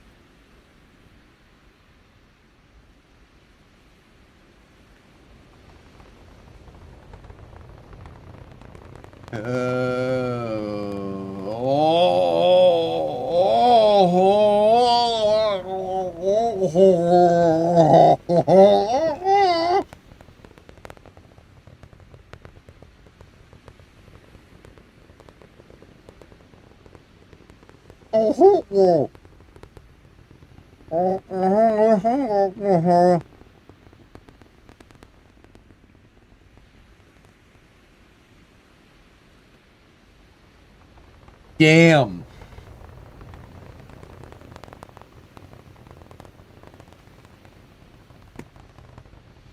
He is one talented melon farmer. That's pretty good. That's pretty good. What the hell? Oh my goodness.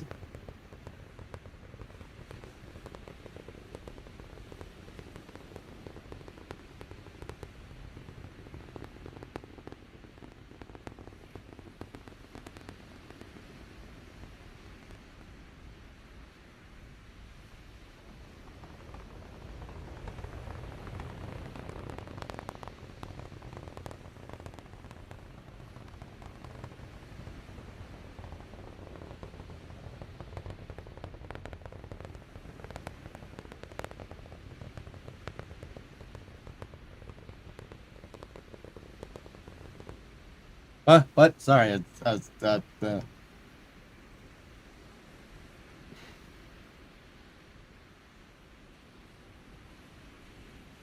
don't know if this was a late landing, Alex. Like, I think they were just trying to get it back to the buoy cam. There you go, Trey, right?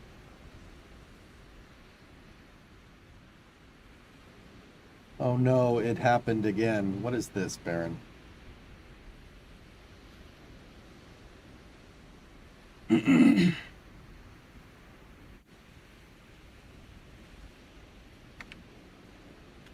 What? What the heck is this? No.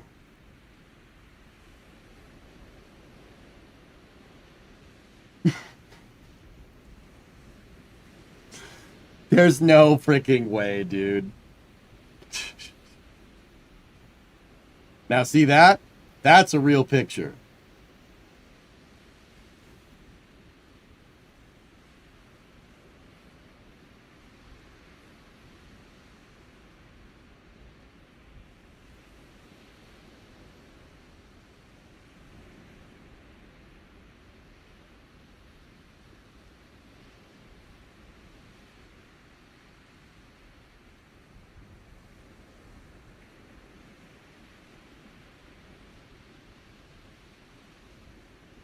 Sorry, I just went back to looking at the landing footage again. I'm not going to lie to you.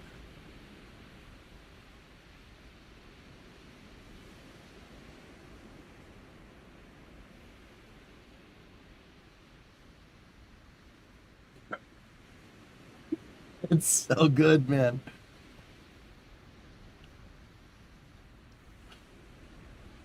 Read the first response to this tweet. Okay.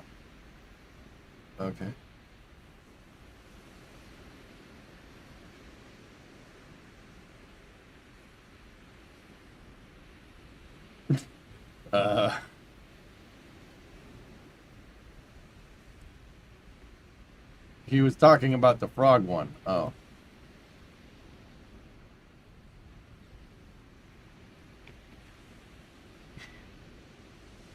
I don't.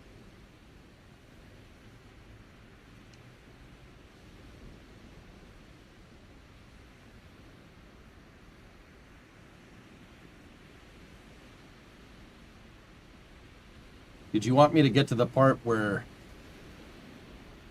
you said this was a joke? Like, because that's very clearly just that's just been photoshopped into that.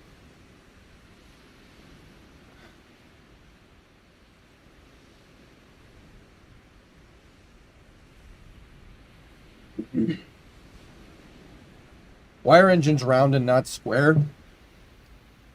Janky, rocket engines don't have to be perfectly circular. There's been square-ish rocket engines in the past.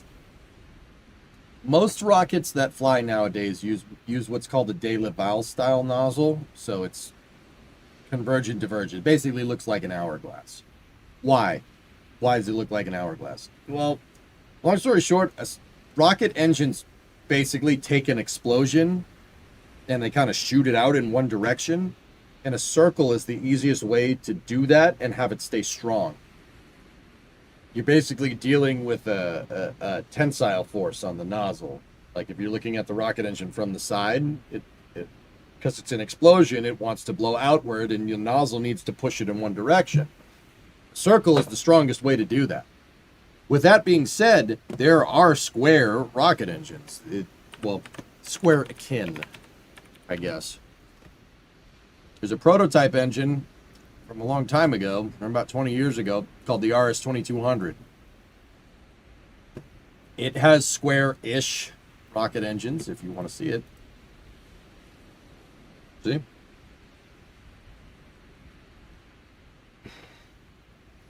Would you eat roasted frog? No.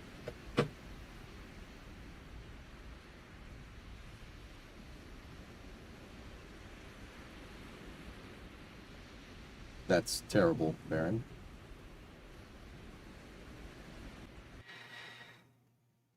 Does that help, Janky? Those are a bunch of little tiny square-ish rocket engines. Anyway, should we move on to the RGB pictures of the launch? Do you want to move on to the RGB pictures of the launch?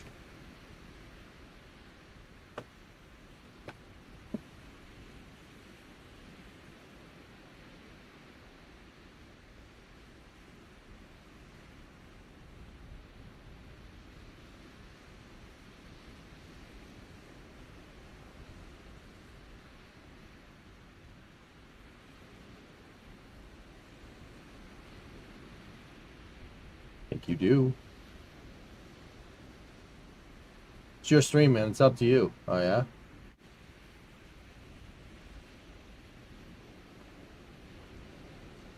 Behold the Firefly Abomination. What is this? Who would win? The diffuser can versus Firefly's square COPV.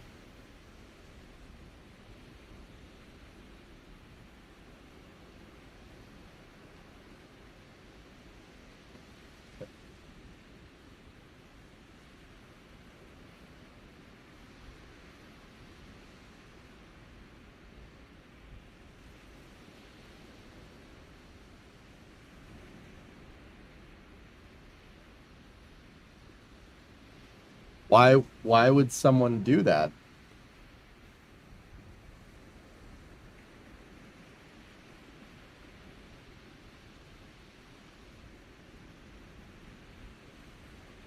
Why?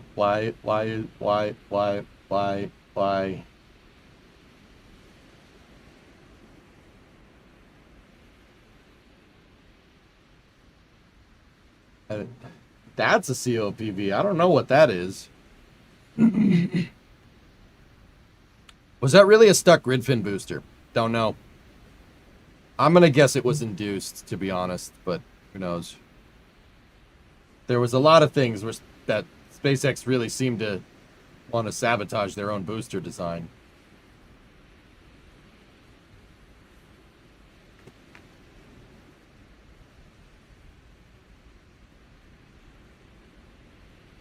Oh, hang on 1 second. We got a message. Might be important.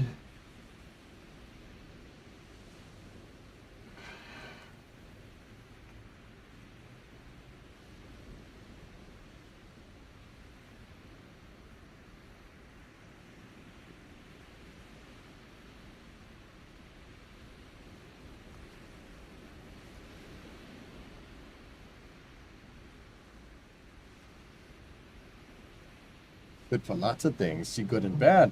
You gonna be on Flame Trench tomorrow? Yeah, that message that I just got was the confirmation. That's nice.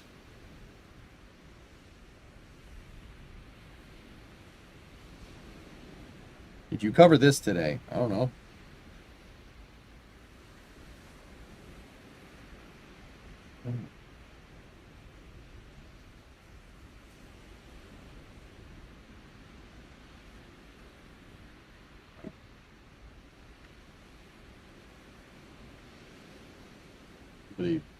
Well, Bravo, if you're out there, somebody posted that on their LinkedIn.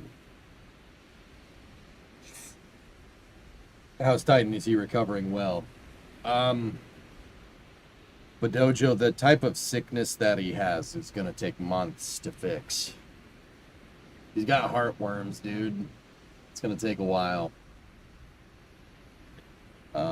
Yeah, he's basically going to be down for the count for a little while. It sucks, but what are you going to do? It's curable, and that's fine. Why no Starbase update on NSF this week? I'm pretty sure they're all sleeping right now. Sad. Yeah,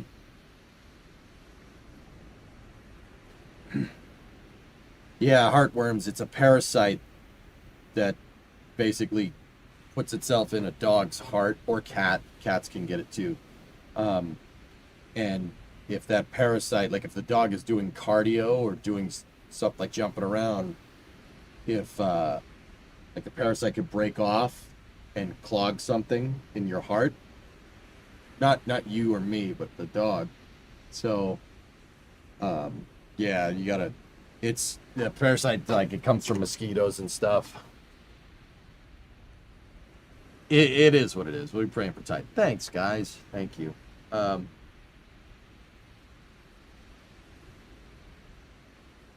One of my dogs had heartworms, and the month-to-month heartworm pills killed them. Figuratively,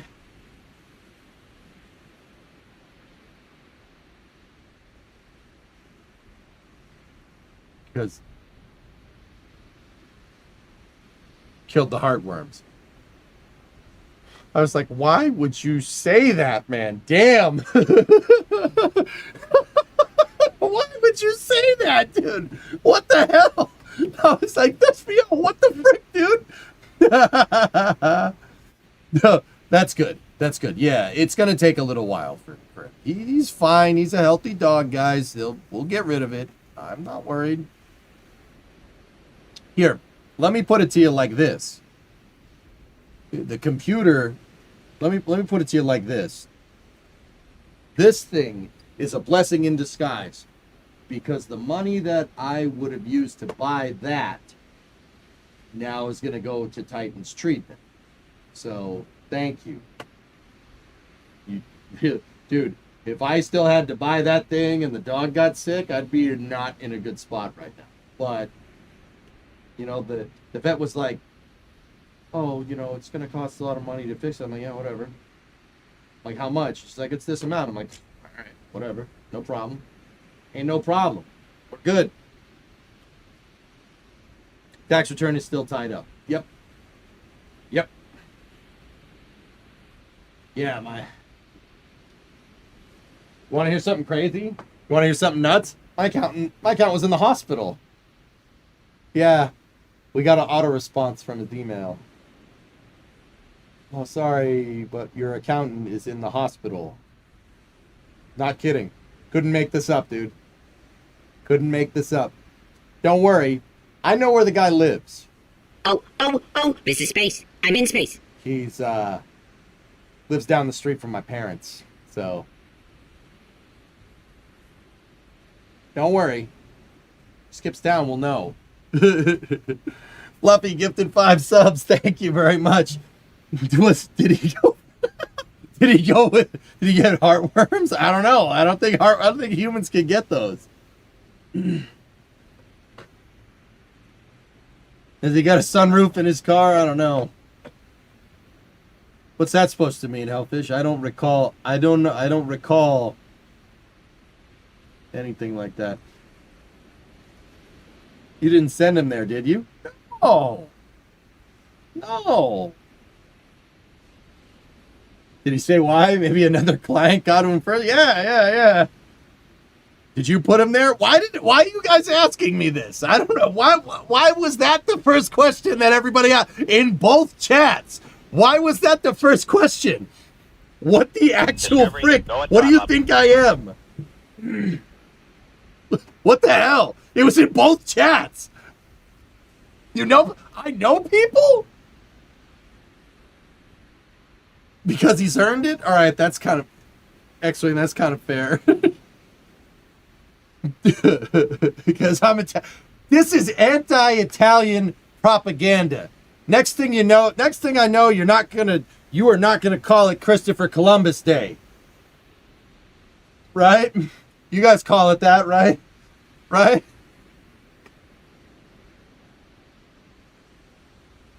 Right? Damn it. No more prosciutto for any of you. And you're not going to get the bruschetta. You're not going to get it anymore. What the hell's Christopher? You got to go back to the damn thing. This is ridiculous. Oh, this is space. Go I'm fight in my space. damn ducks. This is ridiculous. Yeah. Mitch, what's up? Propaganda implies it's false. No.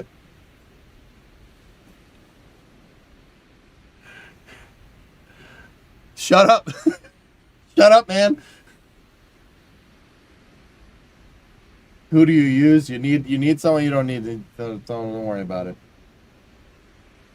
But Dojo, this is slandering Italians and Italian Americans. This is ridiculous. It's ridiculous. I will not tolerate Italian bigotry in this chat. God damn it. What about cannoli? I freaking love cannoli, man. Cannoli's awesome, dude. Discovery, go at throttle. I didn't put him in the hospital. We got an automated email message. I was here the whole time. You saw me on stream. I was here the whole time. I have an alibi. Damn it. Bill's gonna have to take a stand on this one. Yeah, that's right. He's gonna take a freaking stand. Anyway. Yeah, that's right, Bluz. That's how that happened. Okay. So that's why the stream was late yesterday.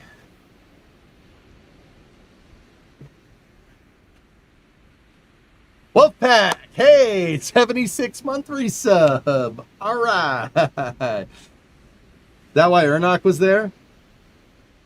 No. But he's not Italian. He has nothing to do with this. You did have that morning off yesterday. What were you doing? This was like 2 weeks ago. Prime Software, hi from Italy. Prime, this is ridiculous. All these people can go very cool. Testa de cazzo. What? Che cosa?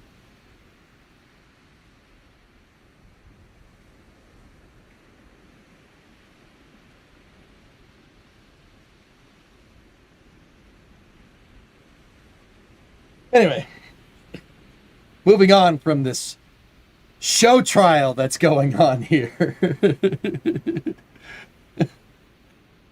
Did you see that Pad 3 at Wallops is almost done? Yes.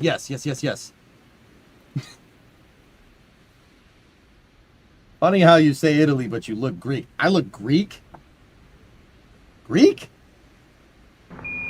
Listen, Tranquility Base here. Greek? The Eagle has landed. Yes, I can see that. Noses are in the middle of your face because they like to be the center of attention. That tip smells funny.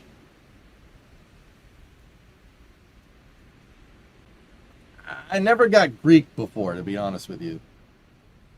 You look geek. Now that I'll believe. Funny how? How am I funny? Funny. Funny like a clown, like I'm here to amuse you.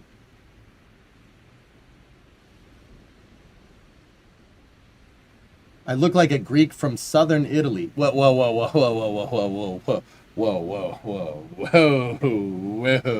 My family comes from the north. All right. Okay.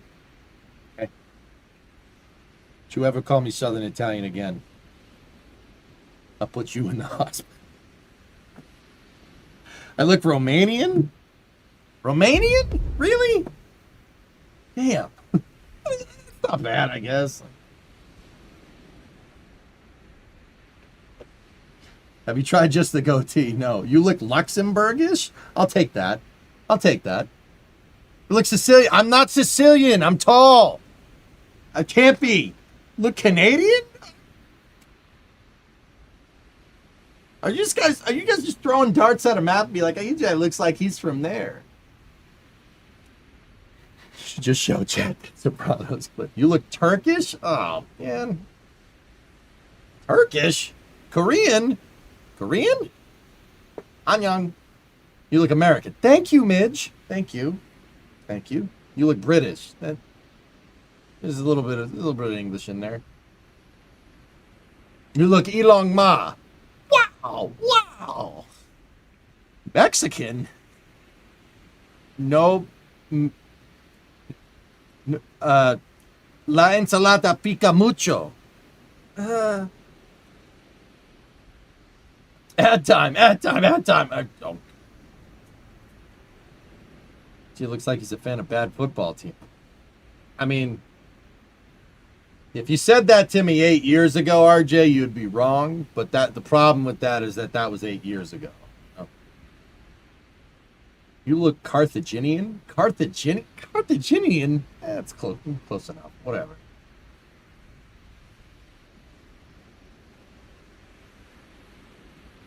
Azerbaijani? Man.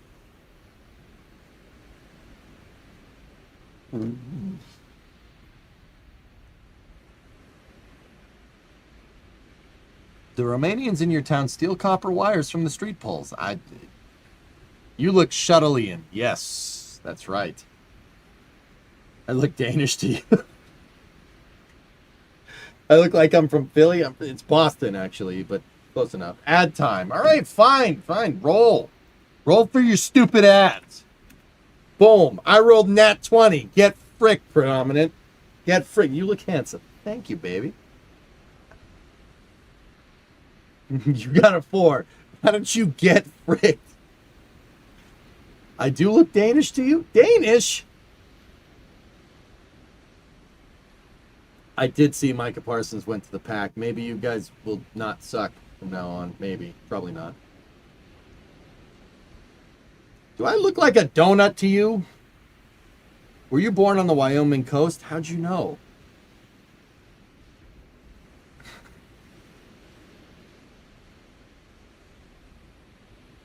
Trust me, I don't lie. You'd fit right in. Hinga-dinga-durgan.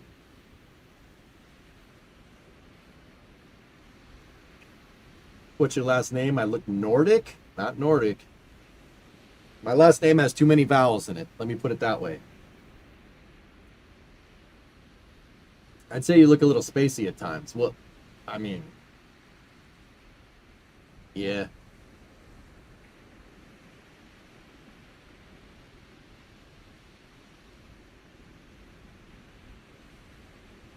You look like you're from Antarctica. Nice. Can you imagine being the first human born in space? I don't imagine that because I was born on Earth. Midge, I mean, you know, there's too many vowels. Way too many. Yeah, I need to update the about page. Yeah, it's pretty bad, right? I'll do that. Did you watch the Rocket Lab video? I don't know. People up in here saying I'm from Turkey or something. I'm not from Turkey. I'm from Turkey. You look Caribbean. Yeah. So what are you really? I am... Okay. By blood... I mean, okay, so first and foremost, guys, I'm American. I was born here. You put me in any of these countries where they don't speak English, I'll be like, pardon. Where's the bus? You know, like, that wouldn't work at all. Tranquility Base here. The Eagle has landed. You look part Ungoy. To prove you are really Italian, can you say, Bombazza Bimbuzzi? Bombazza Bimbuzzi. I'm American, first and foremost, dude. Ethnically, I think I'm like, what is it? Like 90% Italian and 10% like, it's either English or Irish. Probably English, but could be Irish too. Considering my dad's mother's maiden name, which I'm not telling you. What kind of American are you? From Missouri, the Show Me State. You know why it's called the Show Me State?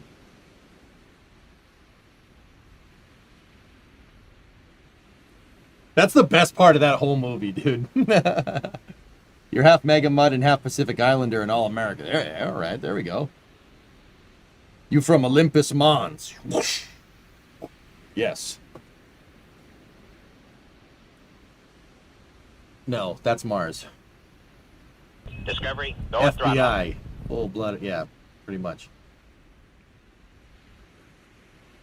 Bling sound, headphones off. I heard the whoong noise. I hear that. I have Starbase Live going, so the headset didn't turn off.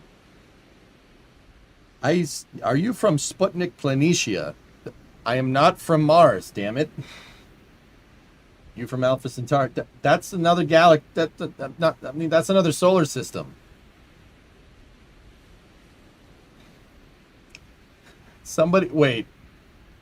Oh, Aquila, that's what you... Somebody gifted a sub to hospitalized accountant.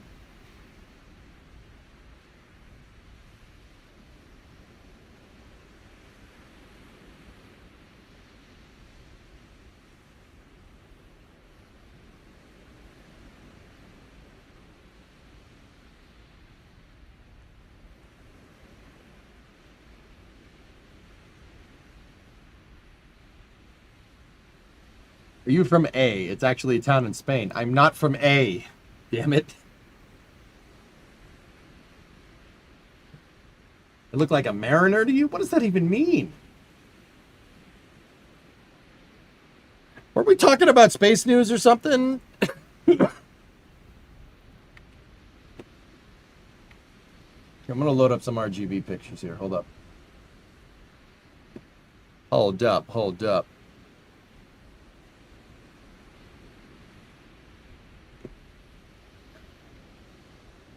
Play for Seattle? No, I hate the Mariners. Well, it's not that I hate the Mariners. I'm indifferent.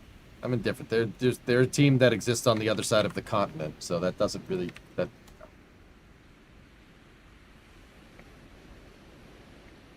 Because they did, Bree. It's weird. I don't like that at all. It's very strange. Does your accountant watch these streams? No. I mean, I don't think so. Let's see, what do we got from RGB? Oh, RGB got a vapor cone picture there. What else we got? They got the splashdown from the booster. Yeah, I'd call that explosions, but hey.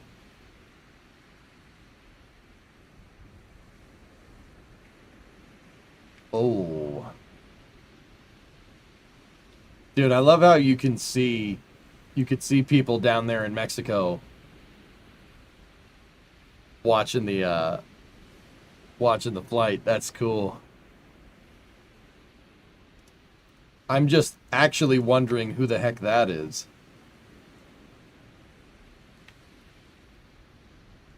How'd those people get down there?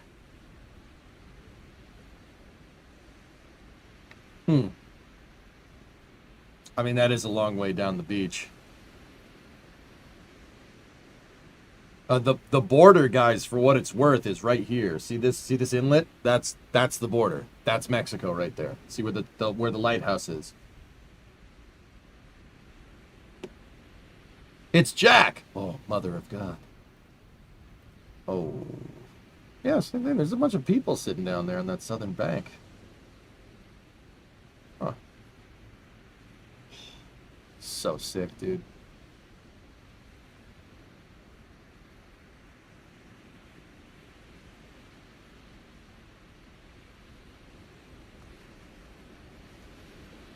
It could be CBP, yeah.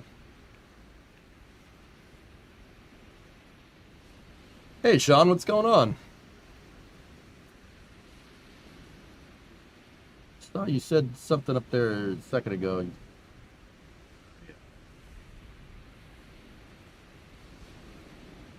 Dave K. SpaceX is trying to recover parts of the booster using the ship Charybdis. Oh, interesting. Hopper House tacos. Go there. They'll alter your life. Nice. Nice. Luckily, they scrubbed the first time. They lost the lease to the boats. What? Really?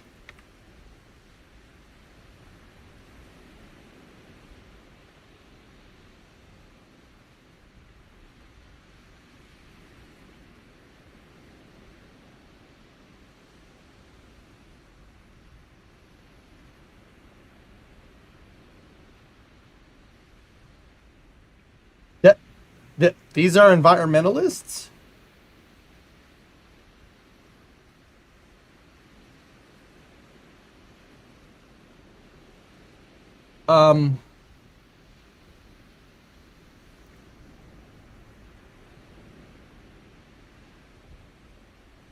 Transom on those boats aren't those aren't looking pretty good. Where did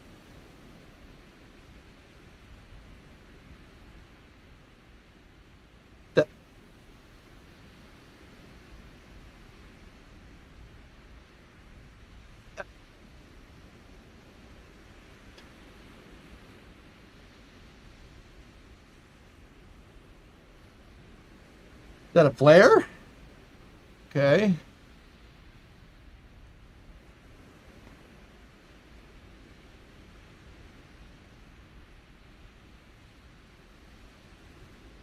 They took to the Gulf of America to protest the SpaceX Flight 10 scrub yesterday. The group demands launch success equity and is intolerant of delays. Wait, what? What? What? What?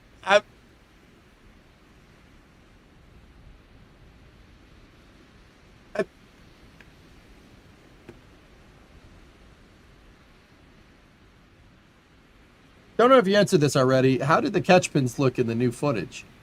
They looked fine to me, Drip Lord, but yeah. Was that a sentence? Was that a sentence that just...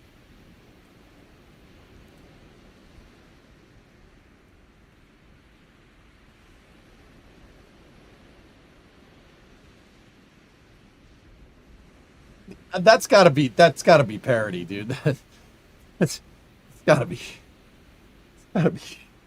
parody. Read the top reply. I shut that out like long ago, dude. Yeah, I shut that all off because I just wanted to look more at this. How's your back? It's fine, Jackal.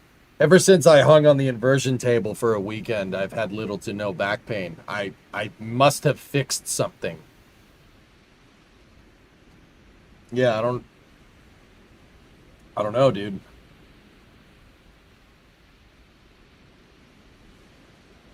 Oh yeah. You guys want to see this. This was fresh news from today. This is actually not SpaceX stuff, but so here. Rocket Lab unveiled their new pad at Wallops. Here. So what I need you to all do is we're going to count down from 10 to 0. That's Peter Beck right there. He's going to count down from 10 on his dick. And at 0, don't worry about that.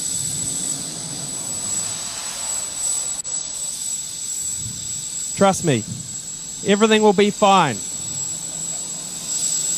So we'll count down from 10. Okay. 10, 9, 8, 7, 6, 5, 4, 3, 2, 1. Well, I guess. So what I need you to all do. I guess the pad deluge works. I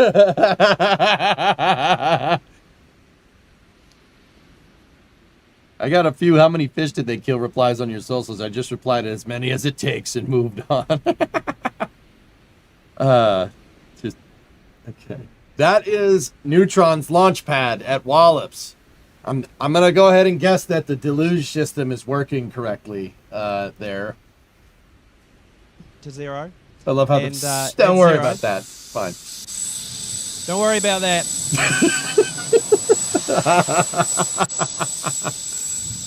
Trust me, everything will be fine. So we count down from 10. That's pretty good. Okay. 10, 9, 8, 7, 6, 5, 4, 3, 2, 1.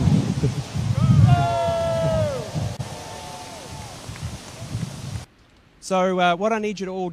Yeah, Peter Beck is. Sorry, I didn't get the mouse cursor right. That's Peter Beck right there. That's the. I didn't know that. That's the governor. Is it the governor of Virginia?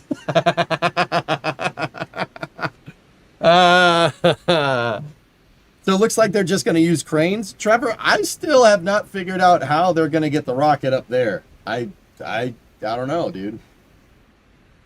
Why wasn't NSF there?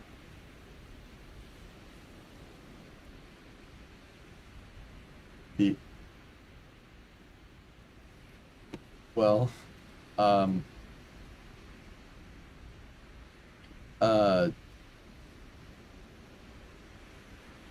here, I'll show you. I have a very good reason.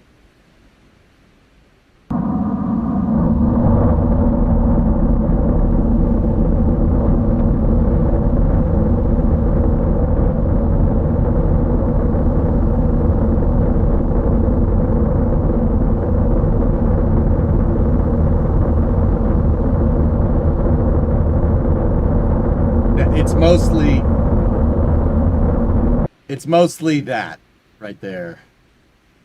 Look at the quick disconnect. I see it. It's closed. I mean, that was days ago.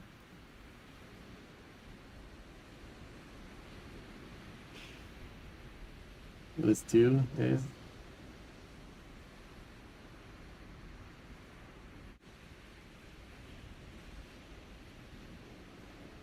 Governor Youngkin said Neutron would be launching there by the year's end.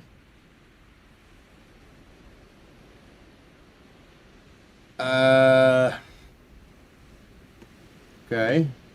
That is a statement that somebody made.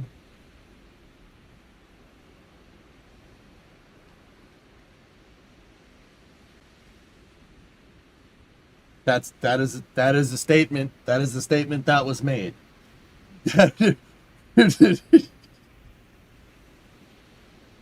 Okay.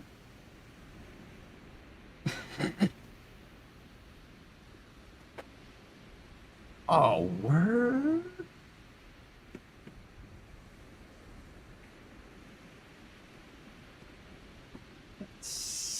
Can't show you guys that, but that's pretty cool. Coming down to Virginia. If a Neutron goes, Yum Food, I'll be down there, sure. It's not that far of a drive, dude. It's about 8 hours away. The big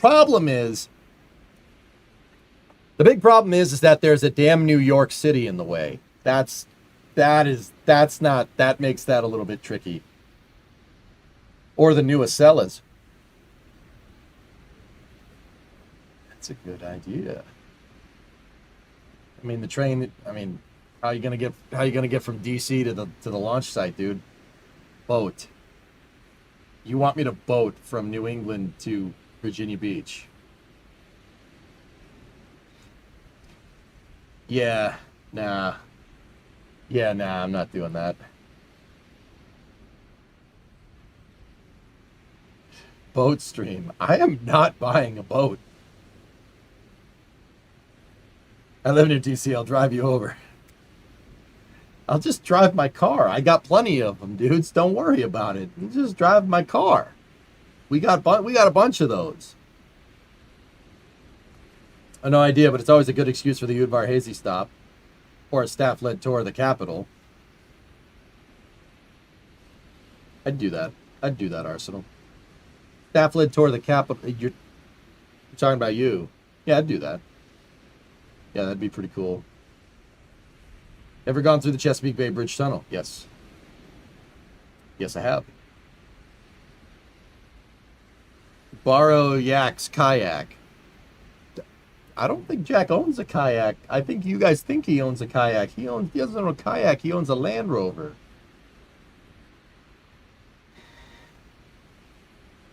It's all right. Chat will buy EJ a boat. Dude, people that buy boats for other people are the same kind of people that send fruitcakes to people. Like, I'm talking about the actual cake of fruit. You don't send people that you like fruitcakes, dude. You don't do that. Okay? You do not do that. That is really uncool. Because what the heck are you going to do with a fruitcake? What the heck are you going to do with that? If you want a tour of the Treasury and press, let me know. I mean... Did I just fart? Yeah, I did. Yeah, I did. The mic usually doesn't pick it up. Don't worry, you don't have to smell it. Eat it?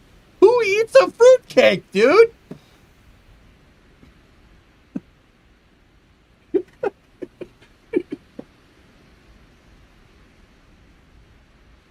What happened to the stream, man? Delio, how'd you hear that? The mic didn't pick it up. Feel funny though. That was a good one. Just saying.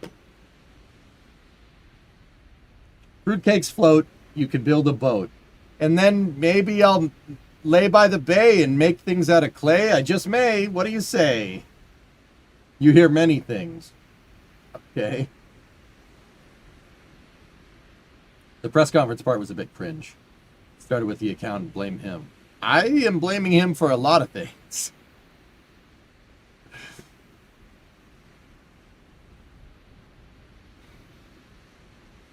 Good news for Jack's car or your car.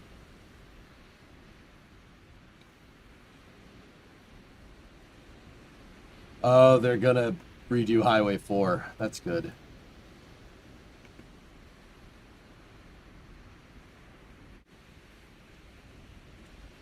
You always wanted one of these. Here's your chance. I do like PBRs.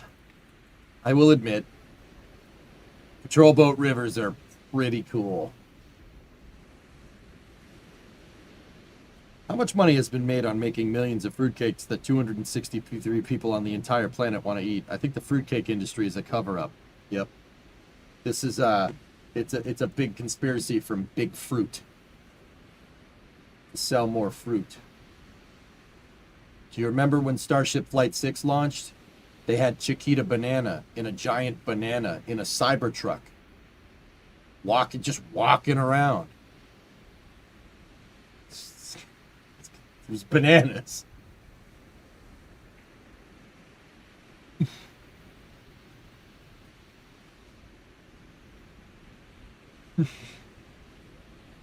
Big cake, thank you.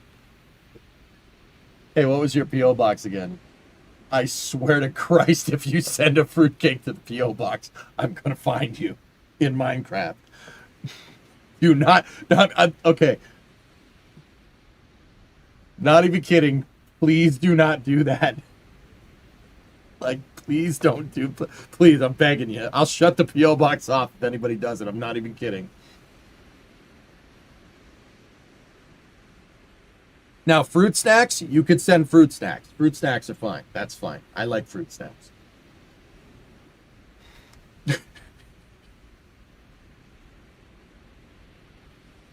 Oh, wait. Goldfish. I love cheddar goldfish. They're really good. The press conference part was a bit cringe. They had zero white balance on their camera, and they put OBS on the screen just before the start. Nice.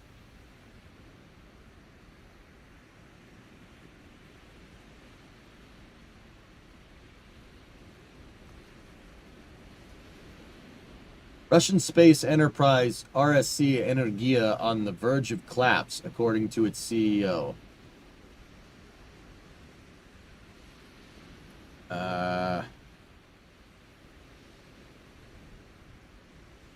Okay, I'm just going to go on to the next news. I'll send you a Neapolitan pastry. Grazie. I know what you meant, Padojo. I got you. I've been to Naples, you know, dude. Nice. It was kind of crazy because when I was there, the soccer team just won. So the place was going bananas, which was pretty fun. That was pretty cool.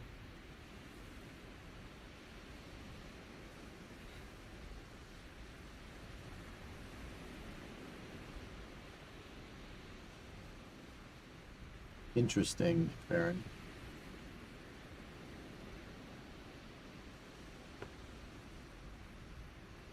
Found the perfect boat for you.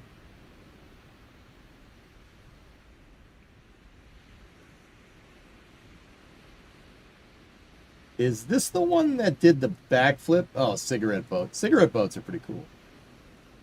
Do you still have your watch?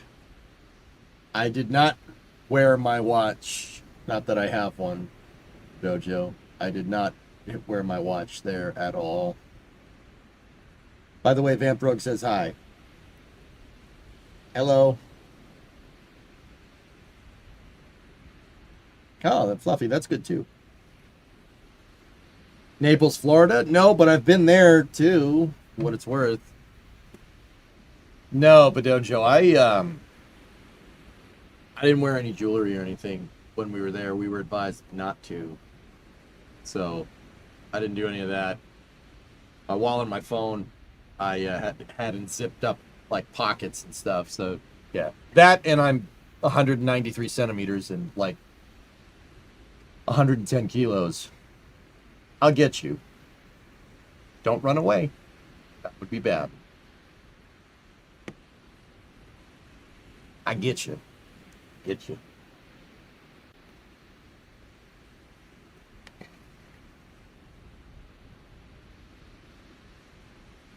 What I meant? No. No. None of that. Get the biggest Sasquatch. Yes, very nice. Hey, Mr. Stick in My Balls. How are you? Mr. Stick your dick in my balls. What's going on? I knew you were tall, but not this tall. All right, here we go. Here we go. All right, look. Okay. Xbox controller. My hand.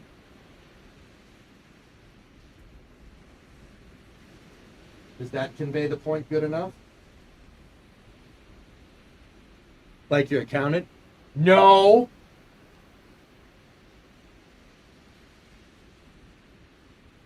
You know what I mean?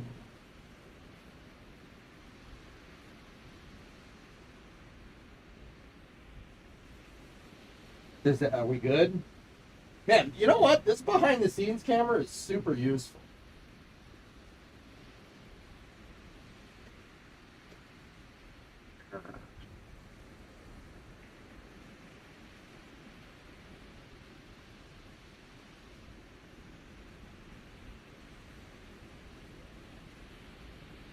I will crush you under the weight of my gigantic hands. Yeah.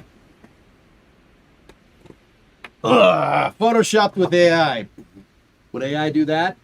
Don't think so. Yeah, see, I had to, you weren't expecting that. So, what work did you do before streaming? I worked on a loading dock, lifting things. It reads.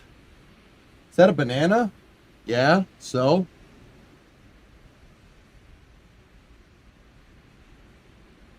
So what?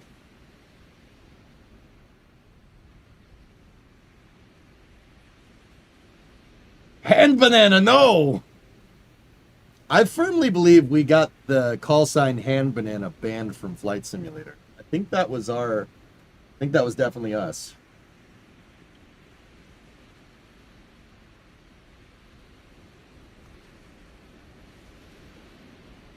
Absolute cinema.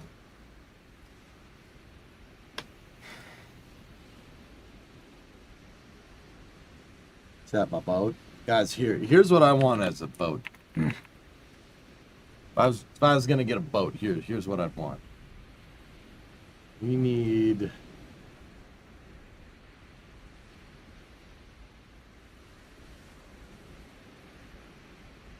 Give me a moment. I gotta find a good picture. Patrol boat rivers are pretty cool, but one of these would be pretty rad. It's my boat, Jenny.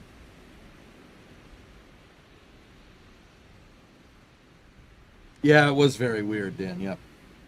Yeah, PT boat. Yeah, we'd have to make one from scratch because they never.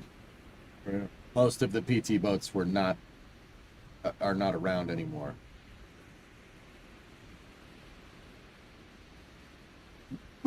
William Foss, $2 super chat. I hear an ATA chef quote I must throw down. Well, I tell you what, boy, I got plenty more of those dang Aqua Teen quotes hanging around up here in the old noggin. Come on, pay.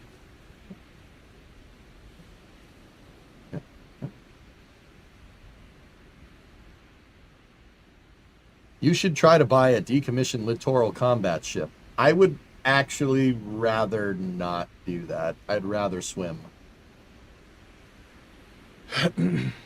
Number one in the hood, G. That's right. Can you do Scotty? Can't do that, Captain. Can't change the laws of physics, Captain.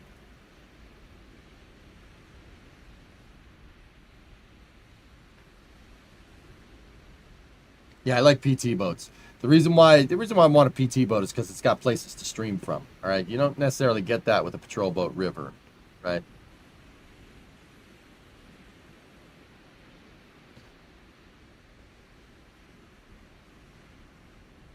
Buy the USS Plainview.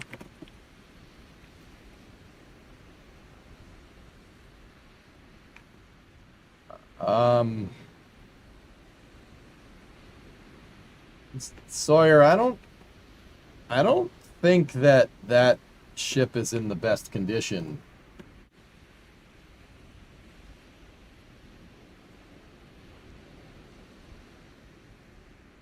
Off topic, peanut butter and jelly, peanut butter and Nutella.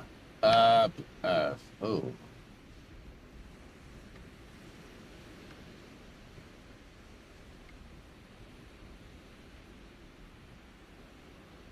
Too late to buy the SS United States. I don't want a boat. Damn it.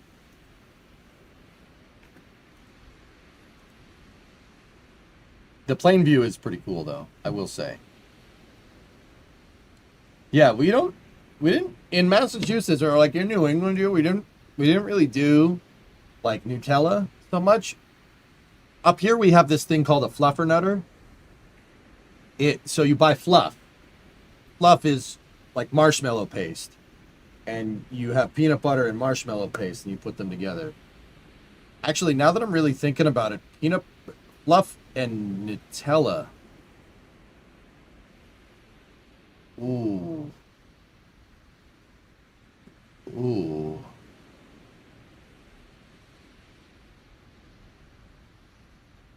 Don't watch the video. Watch the video. Oh, this thing. That's the I've seen one of those things in the wild, Doom. What is it, Piaggio or something? You love fluffernutters, it must be because your parents are from Mass. Well, there you go. Yeah, it's a New England thing. That's not a thing in the rest of the states, dude.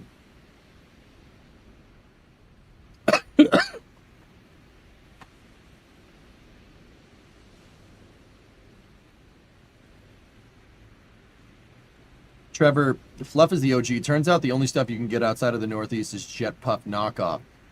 Dude, you guys can't buy fluff?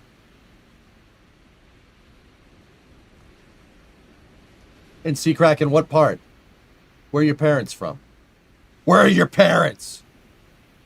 Where are your parents? It's time to stop. Could you buy CV67 for a penny? I would.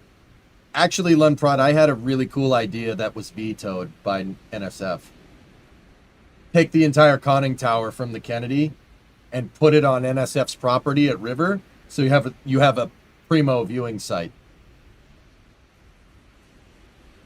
Yeah, NSF vetoed that. Plymouth, I told you this. You did? Yeah, maybe you did. You live in South Carolina, there's no fluff. Damn, dude. Fluftella and banana. Oh, there we go. Yeah, that would be... Sean, we must try this. Dude, I'm gonna go to the grocery store. I'm gonna buy that. I got the banana right here. Do you know what ships were at D-Day, the American ones? Yes?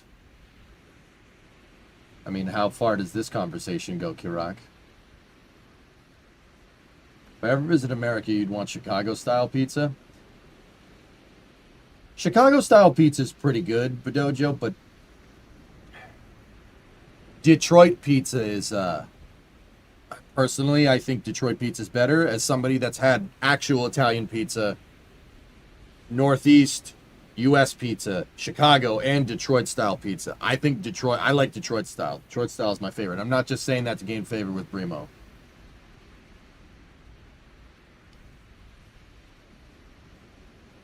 I like Detroit-style pizza. So, Bedojo, Detroit-style pizza is like Sicilian-style pizza. It's a pan and it's a square.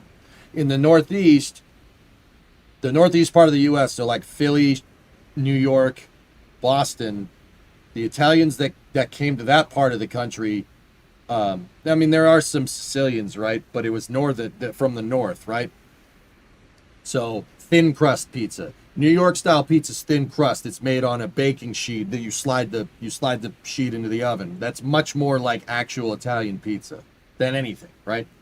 You get in Chicago style, in Detroit style, a lot of Sicilians move to the Midwest. So you get pizza that's kind of more southern Italian over there. Like Brimo has cousins that are from Calabria. They're Calabresi. They're all short. Sorry, you guys are cool. I like you. So Bedoja, like you want that like thick stuff. Detroit style is fantastic. I'll have to show it to you guys sometime. It's really, really good.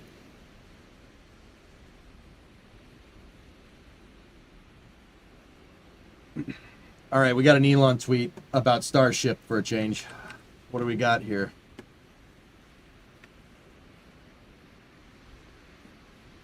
Thanks for the advice. Here, before we check that Elon tweet.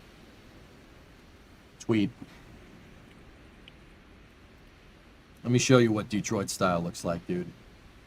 It is hefty. Dude, it's so good. Here, check this out.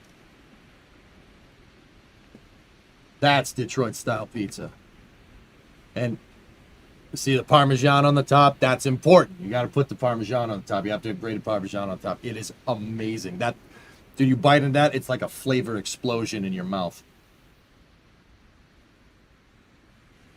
Yeah, Jets. Yes, exactly. Jets is Detroit style pizza. Yes, correct. Chicago style is good, and Chicago style is kind of like this, but with Chicago style, all of the sauce is on top of the cheese. It's more of a casserole than anything. Where's the crust? This is the crust, homie. Right there. It's a pan pizza. Oh, I miss Jets. Now I want Jets, damn it. How the heck is that considered pizza? Dude, it's pizza. And it's delicious. Oh. Anyway. Okay, what's Elon up to? New York style is good. That's what I grew up on, program. All right, what does he got here? This is the most badass spaceflight photo I've seen in a long, long time. It is pretty good. Worth noting that the heat shield tiles almost entirely stayed attached, so the latest upgrades are looking good. The red color is from some metallic test tiles that oxidized, and the white is from insulation of areas where we deliberately removed tiles. Hey, I was pretty close. I was pretty close, dude. All right. I was pretty damn close. Nice. Hey, I'm pretty happy. I still got it, man. I told you, Aqualex, that area is going to get real freaking hot up right on the chin of Starship. It's going to get super toasty. Look, the Yanks don't know what food is. Bro. Beans on toast, which I'm not saying is bad, but y'all eat a sandwich with silverware. Get out of here. Sandwich with silverware. What's wrong with you?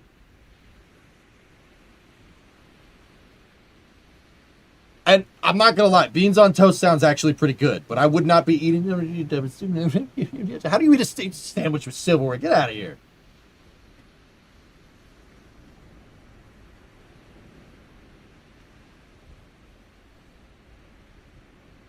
Yeah, Rares, you're pretty dang good.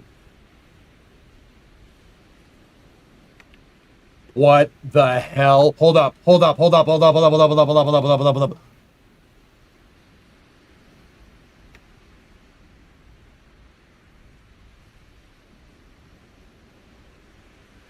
What the actual frick?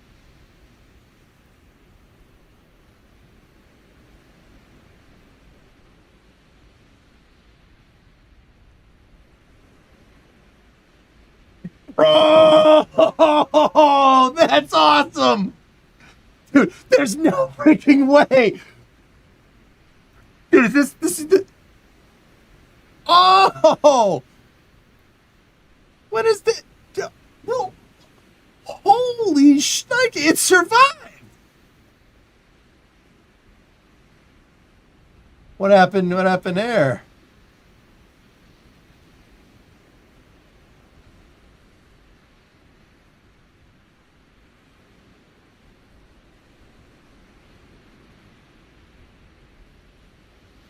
How did it not blow up the freaking header tanks? Dude, yo, we gotta get this back. We gotta get it back. Frick all this. Frick all that. Frick all that. Get the boats out there. Call the Australian Navy. We gotta call the Navy. Squidward, call the Navy. We need that back.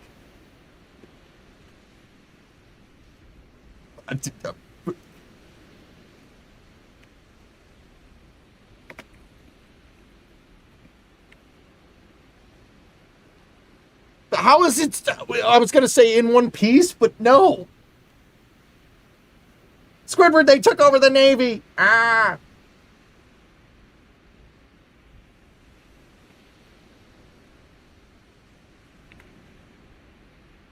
You know, I know how it's floating. I'm just, that's not this flight. Check the video of the heat shield. I was going to say, this looks all very intact to me. It's not all orange. Well, Grav Shark, here's the thing that here's the thing. There's this thing that it's floating in called water, and that could have washed some of it away. But yeah, now no, dude, no, look.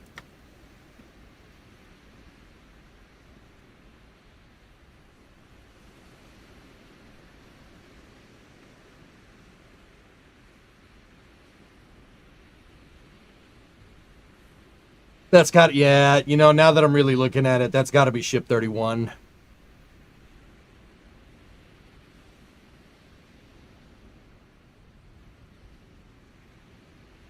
There would be a big hole right here next to that depress line. Yeah, that's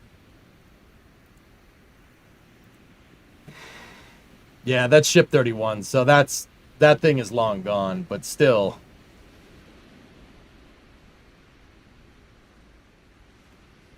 Yeah, the depress lines are over there too.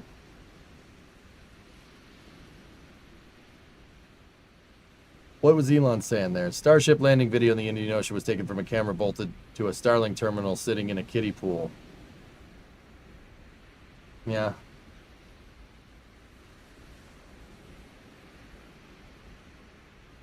Oh man, I was about to be really happy.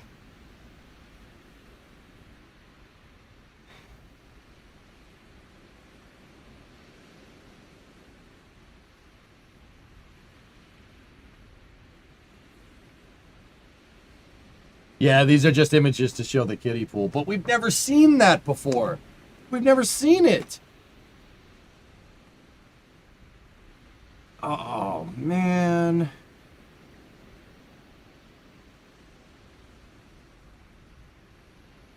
Why the lie? I think he's just talking about the pool.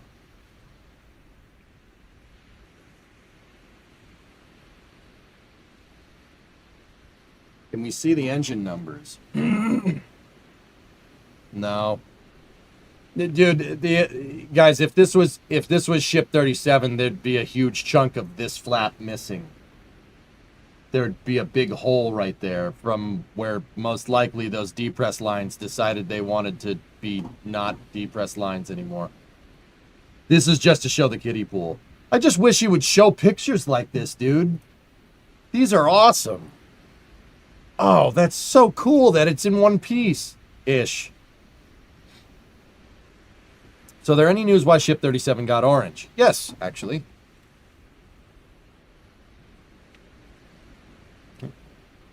The red color is from some metallic tile tests that oxidized, and the white is from insulation of areas where we deliberately removed tiles.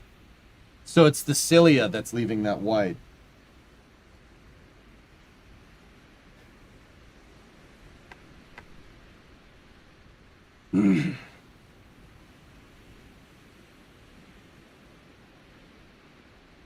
So is that kiddie pool technically a drone, an autonomous spaceport drone ship? Why did ship 37 belly flop so low and so late? My guess is that Lev is the hole in the wing probably had something to do with it, screwing its trajectory up a little bit, but that's just me. Hard to make good Detroit pizza here because it's hard to get the brick cheese. Yeah, it's got to be, yeah, dude, that's fair. Maybe Aqualex, I don't know. Not a lie, but misleading. I mean, psychotic. The timing of that post can't be shouldn't be ignored. But yeah, dude, I was.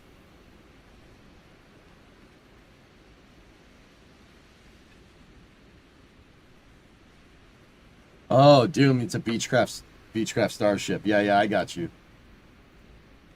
Yeah, this is an older. That's an older ship. That's got to be 31. Judging by all of this. And the umbilical. That's a later designed umbilical. It's got to be 31. That's crazy because the methane diffuser popped here and it's shooting out flames. See? But, fellas, check this out. This is actually a good learning opportunity here. Ship 37, when it came in, was white because behind the tiles they have a cilia fibrous backer. See how it looks like a blanket right there? That's a cilia backer. That's what left the white. It burned everywhere. Man, if I had this picture, I would have shown you this. Hold on. Detroit is blocks of cheese with sauce on it, put in the oven. I mean, it's not. You grate the cheese onto it, Sea Kraken. But yeah. Hey, Steve Ree, what's up? Hello. Late to the party. 3 a.m. Just got off work. Yep.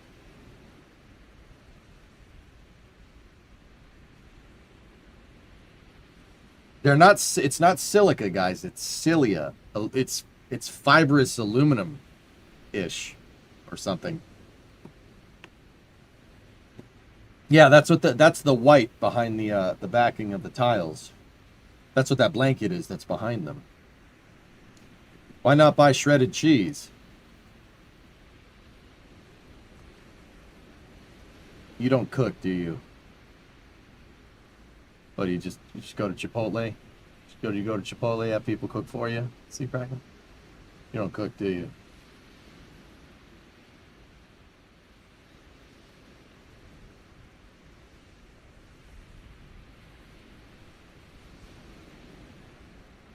If you buy the brick, dude, it's a lot fresher than shredded cheese in a packet. You can buy shredded cheese. There ain't nothing wrong with that. But if you're really going to make good food, like if you want to make the good stuff, you buy the good cheese for the good stuff, right? Like personally with me, if I was going to make pizza, I'd take mozzarella. I'd take 4 different types of cheese and make my own 4 cheese blend. You know, you cut some mozzarella in there too, because yeah, you'd buy the good stuff. So you buy a block. You can't buy the good stuff shredded. You got to know what the good stuff is. It's important.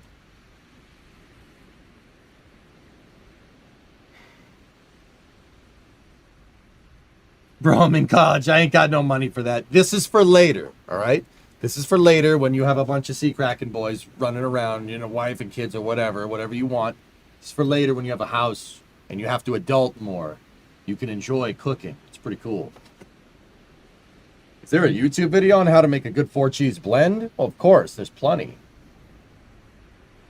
You have to understand the different types of shredded cheese, or different types of cheese though. You're not going to take mild and sharp cheddar and mix it together. That makes no sense. You got Sargento fresh off the block, shredded 1 pound bag of cheese. That's fine. You can make it work. I cook for sustenance. Taste is optional. See, Kraken, I'm not gonna lie. I make sure that I have ramen on hand just in case I need to jam still, but I usually cook food. Actually, Bree made a really good shepherd's pie today. It was friggin' delicious. Are you a good cook? I worked in a restaurant, dude. I would hope so.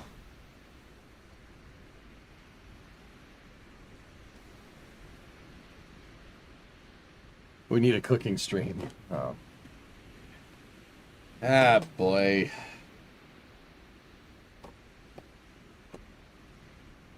You do not need to buy ultra expensive ingredients to make food either.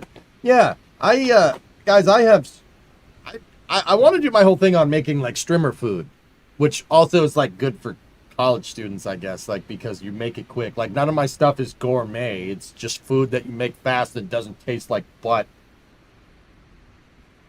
So what's the difference between a normal Papa John's pizza and an actual New York pizza? Papa John's is New York style, Jackal. It's thin crust. So like you have the crust and thin. That's where you spread the dough, and the that's for like the pizza where you have the guy that's like and he tosses the dough and spreads the dough around, toss the dough up in the air. That's thin crust.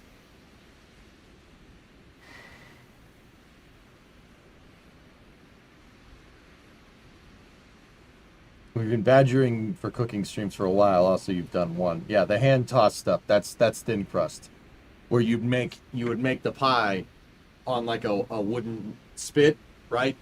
Put the sauce. Take a ladle, put the sauce on there, cheese on there, whatever toppings you want, and then you slip it into the oven. A few seconds of machine eye candy from the Rocket Lab video. Might need to mute it.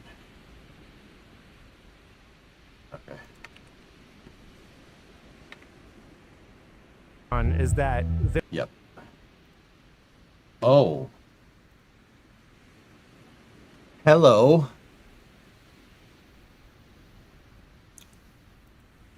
Whoa. That's a lot of billet. That's a lot of billet. Make a good carbonara. Come on, Mr. Italian. You can do it. Yep. Mutter, that's a lot of billet right there.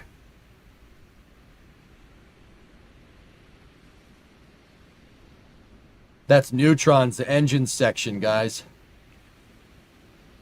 Oh man, that would take forever to fit that stupid thing together. Look at the tooling in the jig down here, the thing with the writing on it. That's probably gonna make that easier. That would be such a pain in the butt to put together. Look at all the freaking bolts. This is it's aluminum, Dill, for sure. This is billet aluminum. The ISO grid. This was all milled. They milled it and then they've anodized it. That's why you don't see any milling marks or anything.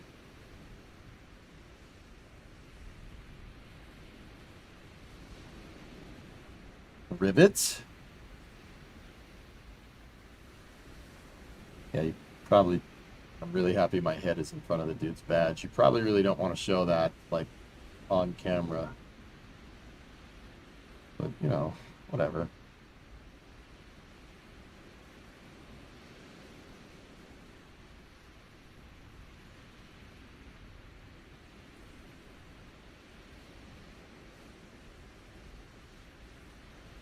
That's avionics. Oh, dude, even the avionics covers a billet. Oh, that's... Mutter, you weren't kidding. That's very nice.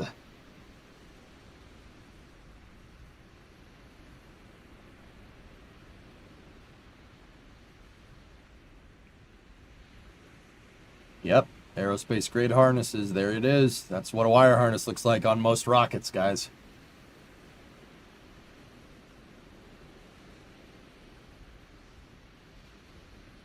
Oh, that's going to be so sweet when they do that, dude.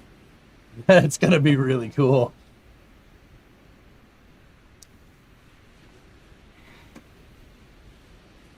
Yeah, good. Yeah, Rocket Guy, good looking hardware for Neutron structure, dude. Look at all this. Look at this. This is great. How big is Neutron? It's a little bit bigger than Antares. Yeah, but it's wide. It's a lot wider. Did the booster have RCS? That's right.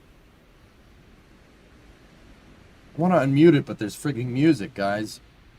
Ooh, Archimedes design and test. There's going to be some flames here. On stage one, the stage one engine is capable of 165,000 pounds of thrust. Ooh. Mama. That's very much a developmental engine. Still cool, though. Nice torque wrench.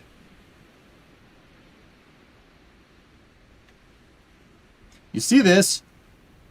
This is what I want my shop to look like. Don't get me wrong, I have pretty much failed miserably in that regard, but that's what I want it to look like. That's like the ideal. I want it to look like this. But, you know, that's probably not gonna, you know, happen.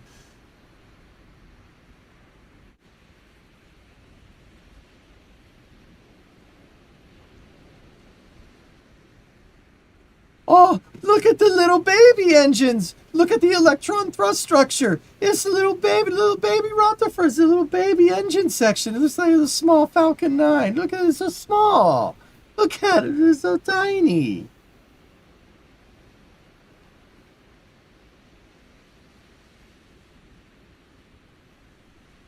Yeah, no, it's good. All right, Lumpy. See you, buddy. Ganymede. Gemini. Fellas, what CNC machines or what automation are they using? Is it Ganymede? Is that Ganymede? I'm not familiar.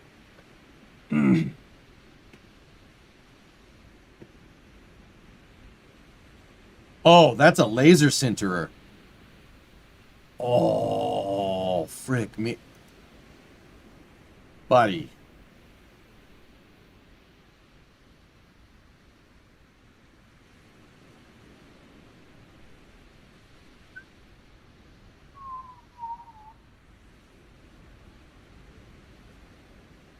Whoa.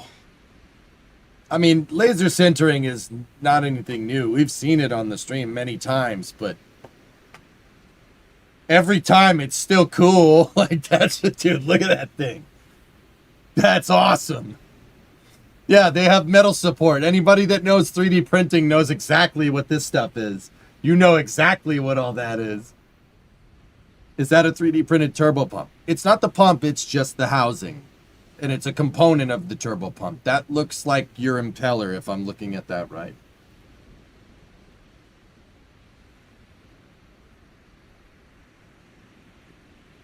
Yep. See, yeah, they don't want you seeing that.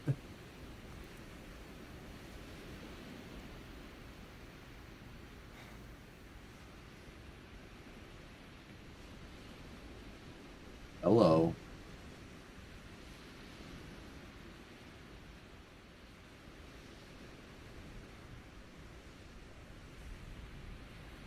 Do they have a guy with a level on the back of the nozzle to make sure that the engine is level? Did I see that right?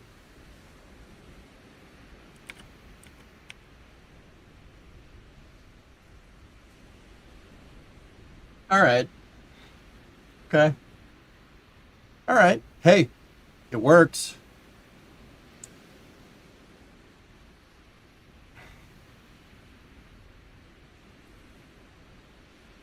Hey, David Clark headsets. All right. All right, boys. Send it. Thank you. Oh, hey. What do you expect? Sharks with freaking laser beams? They don't want us to see their dodecahedron COPV. What's up, Shex? How you doing, man? Yeah, I was wiring off bolts there. US M400 direct metal laser sintering machine. Approximately $750,000 per machine.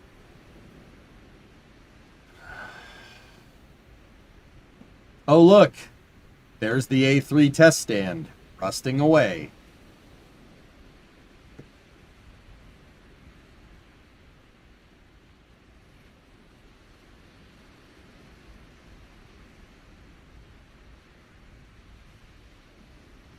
Sure, that's fine. That's pretty good, though. Launch Complex 3, Wallops Island, Virginia. Launch site diversity is incredibly important for the nation. That's why we're really excited to bring national security launch to Wallops Island. Launch Complex 3 is located on Virginia Eastern Shore at NASA's Wallops Flight Facility. It's constructed on pile-supported foundations, and we have over 5,000 cubic yards of concrete on site to pour the foundations. The launch complex is in the center. Itself is in the center. You see a large steel structure. That's the launch mount with its supporting mechanisms that support, hold, and subsequently release neutron. It's pretty sharp, man. Pretty nice pad.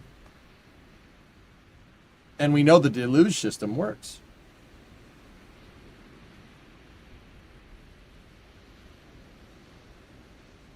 Dude, look at the dude. Look at Buddy walking on the freaking pad right there. That thing's pretty big. It's pretty sizable. That's a pretty big pad. Pretty big launch mount. Cool. That's Minotaur's launch pad. There's Neutron. And then Electron's pad should be over there somewhere. How are they getting Neutron up there? Still haven't figured that one out.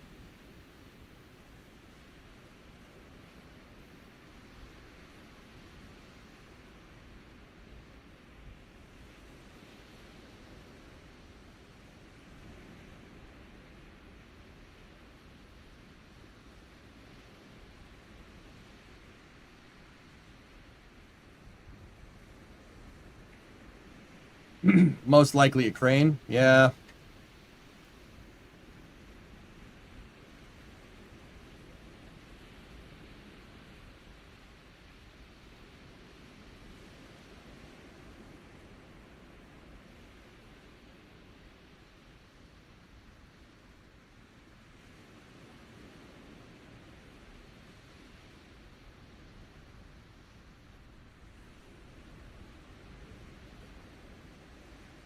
If they didn't play background music, guys, I would watch this. In the first few minutes, they showed the machining layer of carbon fiber on the tanks. Oh.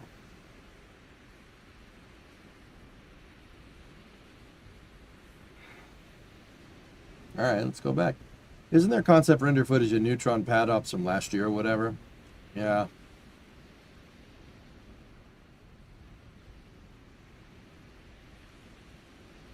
Yeah.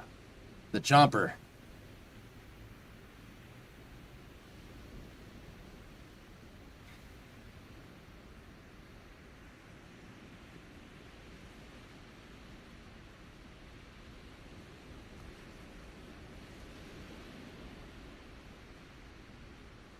Largest carbon fiber structure ever to fly when completed. Yeah, like I said, guys, Discovery. Neutron's got some girth to it. It's a pretty big rocket. Hey, Apollo, 30-month resub.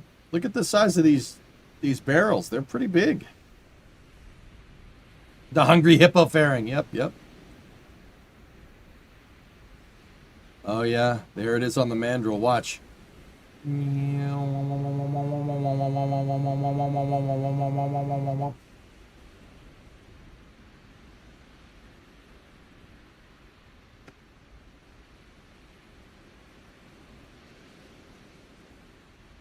Nothing, Aquax. Yeah, I don't know how they're gonna do it. It's just maybe they just park a crane out there.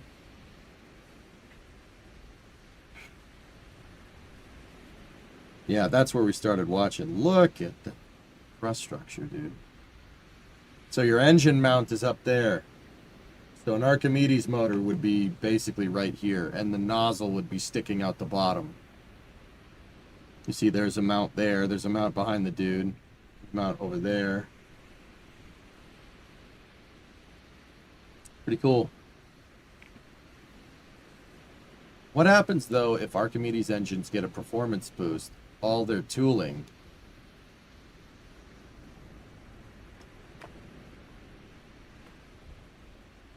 just make it longer.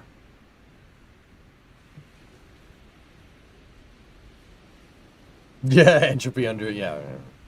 Honestly, I could sit there and watch Carbon Fiber Machine all day. I'm kind of with you on that one, dude.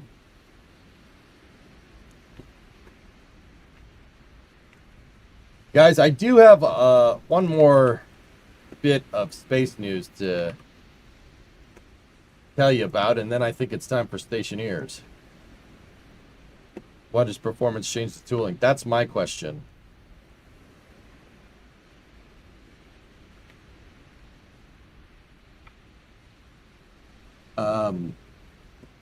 So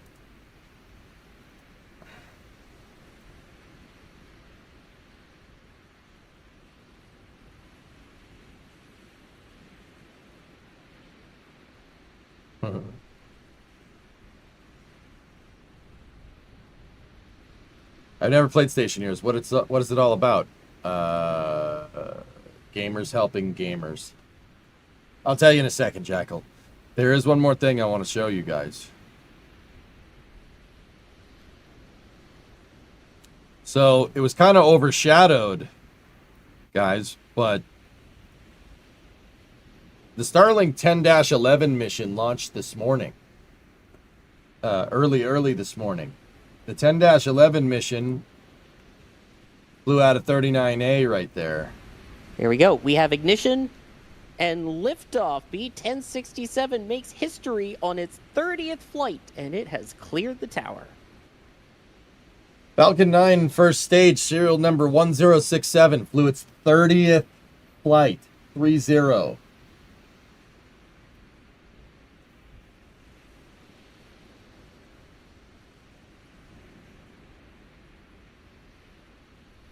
I watched it. Where were you? Oh, I was asleep. Yep. I was trying to sleep this stupid cold off. Yep. 1067. There you go. Pretty cool. And it did land. Everything was good.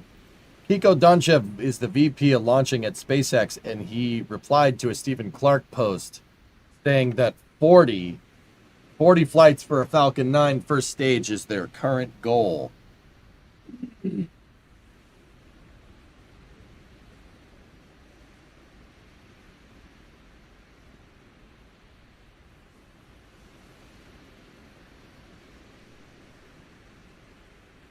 But is that the end goal? I don't know, Rocket Guy. Maybe. I mean, Rocket, there's a couple of things that I'd be worried about, dude, but I mean, when it comes, like, that's mostly engine stuff, dude. When it comes to the core, I don't know, as long as the welds hold, I think you should be fine, right? Like, what's the flight record for the space shuttle? Discovery with 39 missions. What will they do with the retired Falcon 9s? Give them to museums. I still just want to know the actual return on investment crossover point.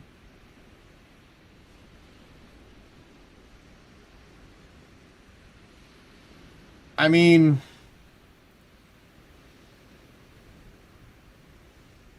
Rocket Guy, if I'm recalling right, I'm pretty sure SpaceX sunk about I think it was $2 billion of development into basically what culminated in Falcon 9 Block 5.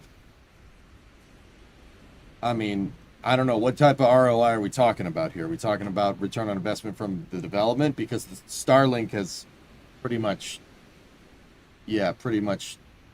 given them pretty good profit.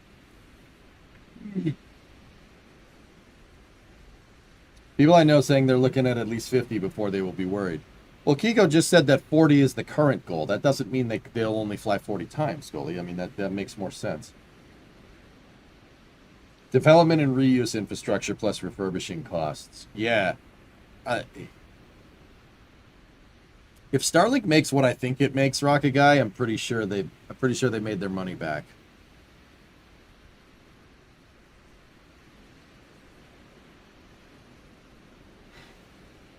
How many SpaceX launches this year? They're somewhere north of 100. I think it's like 105. Let me check. I can check. Next space flight.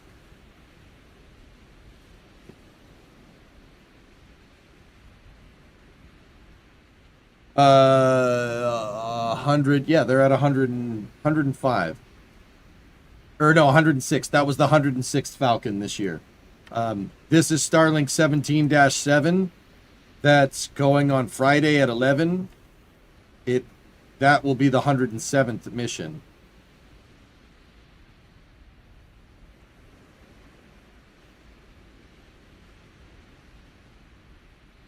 Do they have a need to get to 40 currently? Yes.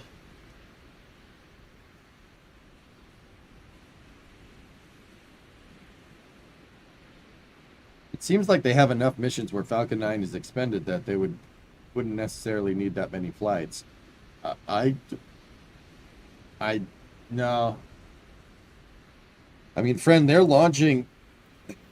They launch these things pretty much every 2 days, dude. The next one's going on Friday. The next one's going tomorrow. Tomorrow's Friday, right? Don't get me wrong. Love to see the reuse, though. I mean, I think they've made a pretty good use case. A proliferated low Earth orbit constellation pretty much justifies the use case for a partially reusable vehicle, but I don't know. How many SpaceX launches this year? They're aiming for 150, if math serves me left. And they're pretty much in line for about 150.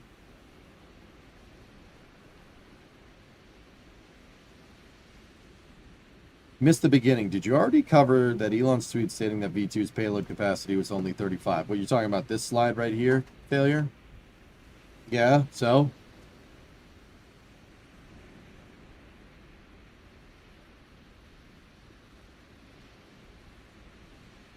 Falcon 9 is still super expensive, relatively speaking. Of course, they paved the way to this new high point. Yeah.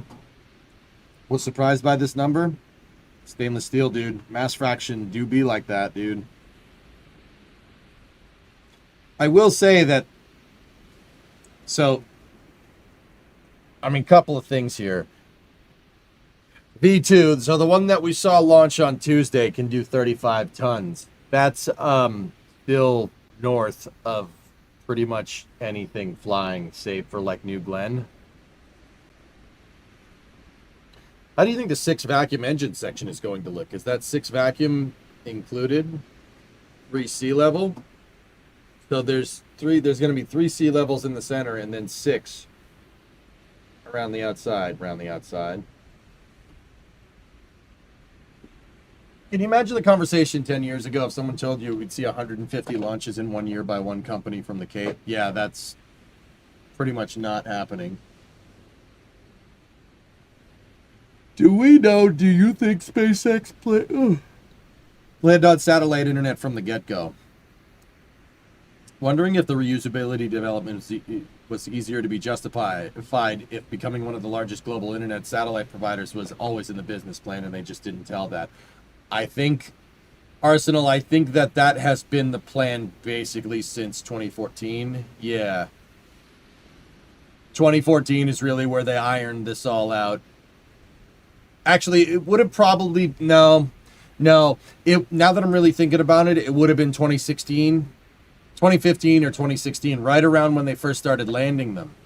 Because SpaceX at the time, right, they wanted to make full reuse, right, and they were making a lot of revenue off of launching customer payloads, right? But they knew that the payloads that they were launching to geostationary and stuff that revenue would go away because it's a cyclical thing. Satellites only need to be replaced in geo like every 10 to 15 years. So they rode basically the wave of replacing all the geostationary sats that we launched up in the 90s, that everybody launched in the 90s. And they knew that they would need to induce demand with Starlink if they wanted to justify the reuse. So yeah, that's been the plan for a long time. That's what I'm trying to tell you. First, you guys got to remember the first Starlink satellites flew in 2018, Tintin A and B.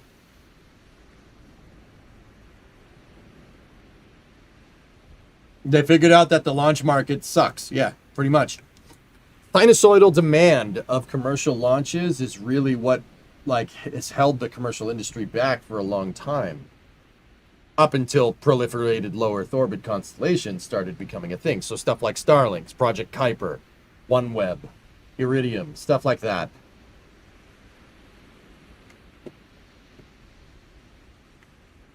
Yeah, that's it, Hired. Yep. So yeah, they basically induced demand with Falcon 9 and they developed Starlink at the same time that Block 5 came about. That was not an accident.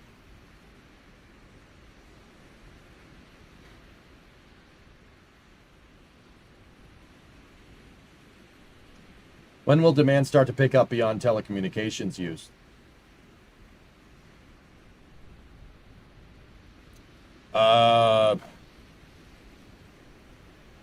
We've seen more crewed flights out of the Cape in the last couple of years in the last 5 years than we've seen for a long time.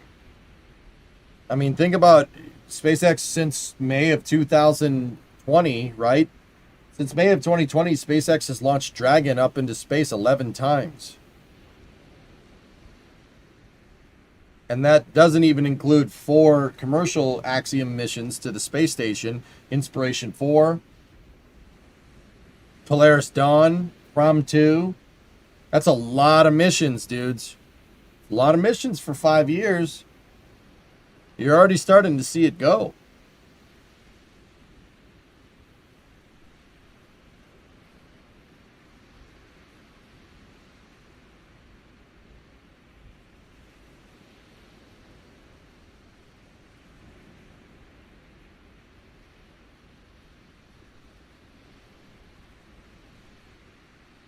Cleod, hopefully in the future. NASA has a commercial low Earth orbit destinations program that they're looking to spur the low Earth orbit market with.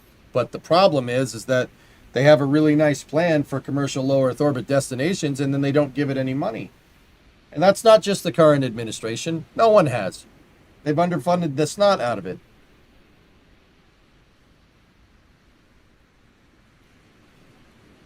Late 2026, Jam.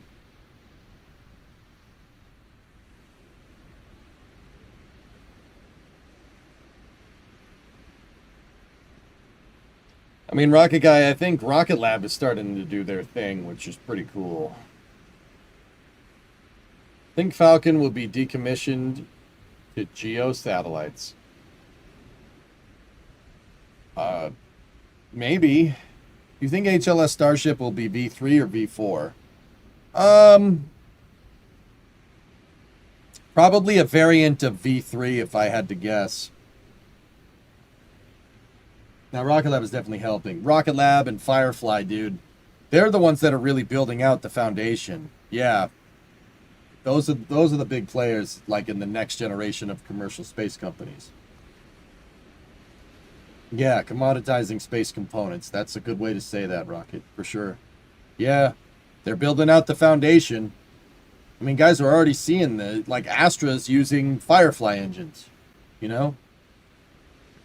Northrop Grumman is using Firefly Miranda engines on their Eclipse rocket with Northrop Grumman. Like, we're already seeing industry commingling, which is great. That's really good. I mean, it is slow, but building a foundation takes time.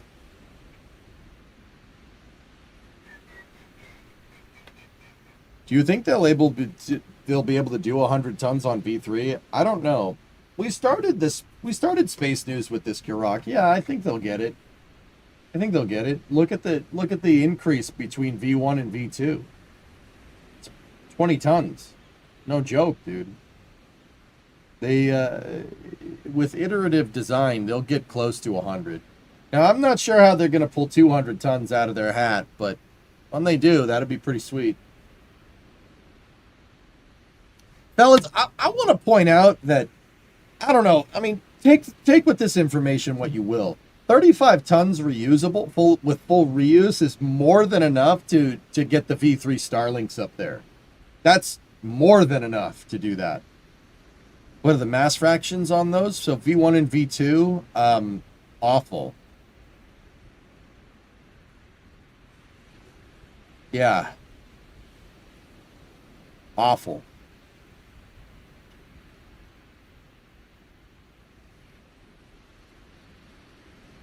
The mass fractions, well, okay, booster prop load is 3250, ship prop load is 1500, the liftoff thrust is 7100, and we know that it gets off the pad at like 1.2, 1.3 TWR, so that I would probably conservatively guess that the ship is fully fueled stack for V2 is probably between like, I don't know, 5,000 and 6,000 tons, maybe, somewhere in there. That's a lot. I mean,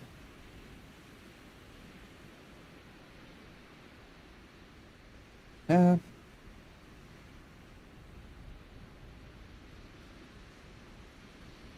Yeah, John, I saw it. Just glad that Hoser took off in the end, eh?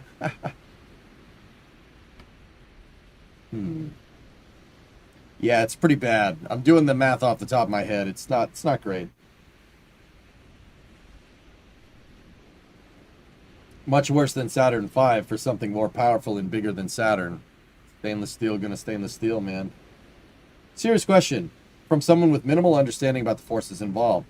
On the wing flaps, you can clearly see a piece of sheet metal folded over, laying on top of the wing. What kept it from getting ripped off at Mach 7? I understand the pressure pocket, but still cannot fathom how that stayed in place. Aerodynamics, dude. Yeah. The wing is pushing all the air out of the way, so the air pressure there is actually quite low. Yeah, you're not in the flow, dude. Yeah, it's aerodynamics. Mark, sometimes aerodynamics are extremely counterintuitive, dude. Dude, I could sit here and I could talk about aero all day, and I'm not even that good at it. It is weird what air does at high speed. It's very strange. Like, with certain shapes and stuff, man, air turns before it even gets near, like, something. So, like, if you have a circle that's going through re-entry, right? you'll build up so much pressure on the front of it that the air will just end up going around it, and the air will actually turn before it ever gets near it at high enough speed. It's weird, man. It's very strange. Think about like a boat making a wake, but the wake is out in front of the boat. That's what it does. It's weird. Just hard to believe. Yeah, I know. It's pretty crazy. Pretty crazy.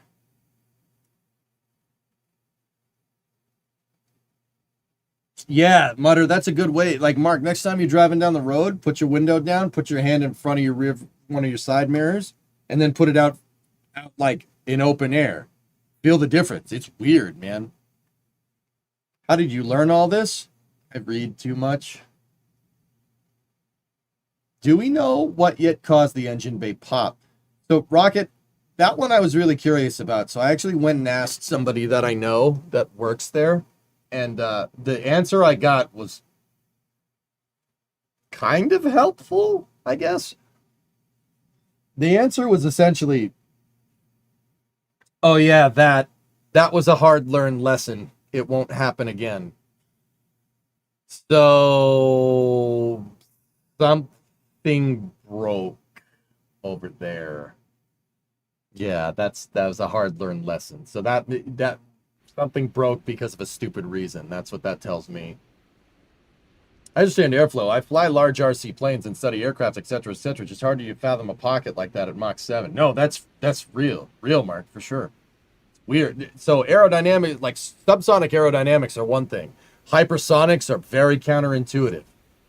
I'll show you. I'll give you a good example. You see that thing? That thing flies like trash at subsonic speeds, right? Every ask any shuttle pilot, they all say it flies like a brick, right? That thing at Mach 10 flies excellent. That is very hypersonically aerodynamic. Like, it's really good. Really good. Does the space shuttle look aerodynamic to you? No, because it's not. Because hypersonics work kind of counterintuitively. That's what I mean, dude. It's very strange. God, I love that thing. I miss it so much. It has wings, so yes. Yeah. Chris, we should buy EJ an Atlas silo? No. I don't want an Atlas silo. I want a Titan 2. Out of all the Cold War stuff, Titan 2s are my favorite. I mean, it would be nice to have a Titan 1. A Titan 1 missile silo is probably the coolest. If there's any Fallout players out there, or any big Fallout fans, a Titan 1 missile silo is the closest thing you're going to get to a vault. If you really want to know.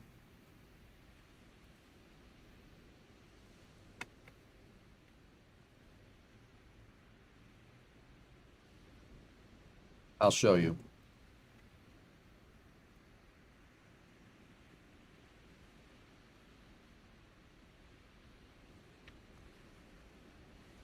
Yeah.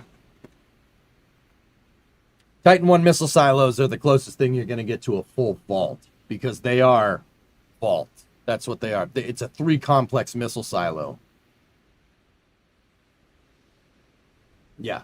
Like it's a vault from Smart Tech. Not Smart Tech, Vault Tech. Smart Tech is from 40-year-old Virgin.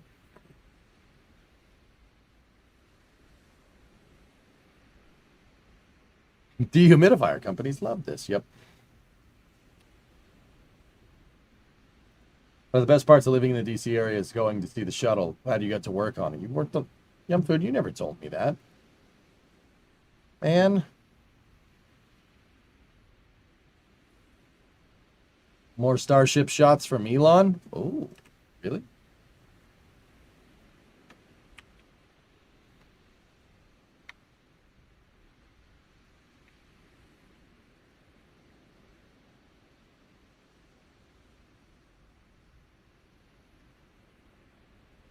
There are, in fact, more Starship shots from Elon.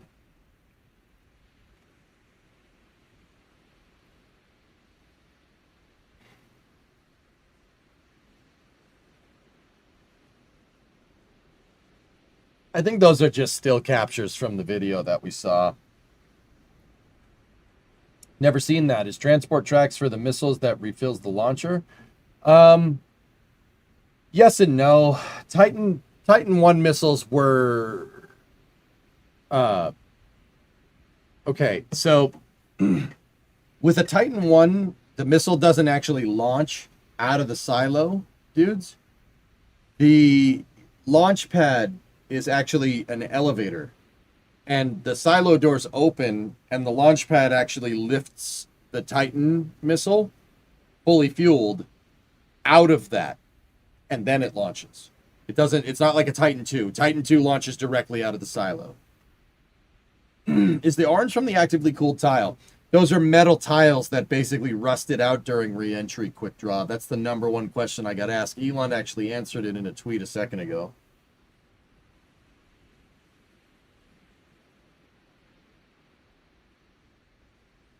Yep. No, I don't think so, Will.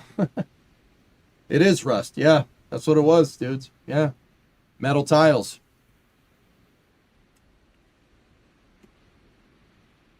Atomic oxygen, I assume. Yeah, pretty much, Rocket Guy. Rocket Guy, have you seen this footage? Have you seen the footage of it landing, dude? Dude, look at this. It's some stuff, dude. My favorite part is all the tiles coming off.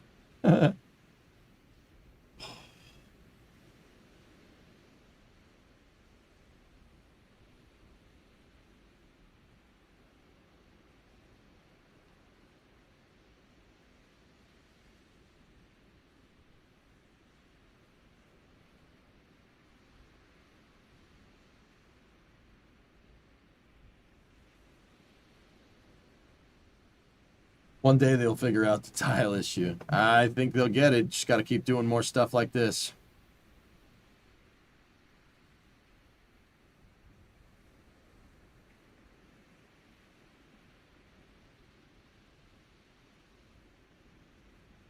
It's the wrong side Shadow Mask for it to be a tower catch. It would have to be flipped around if it was going to tower catch. But yeah, a little bit of Rust-Oleum will help for sure. All right, guys. That was a good space news. You guys want to play some Stationeers? Let's go on the Stationeers multiplayer server. I'm going to jog the VOD on YouTube here. And, yeah, let's do that. Should be good. That's going to do it for the Space and Rocket review. Once again, I'll jog the YouTube VOD on Twitch. Just chill here for a second and listen to the accordion orchestra. I'll be back in a moment. Thank you very much for watching. Let's go play some games.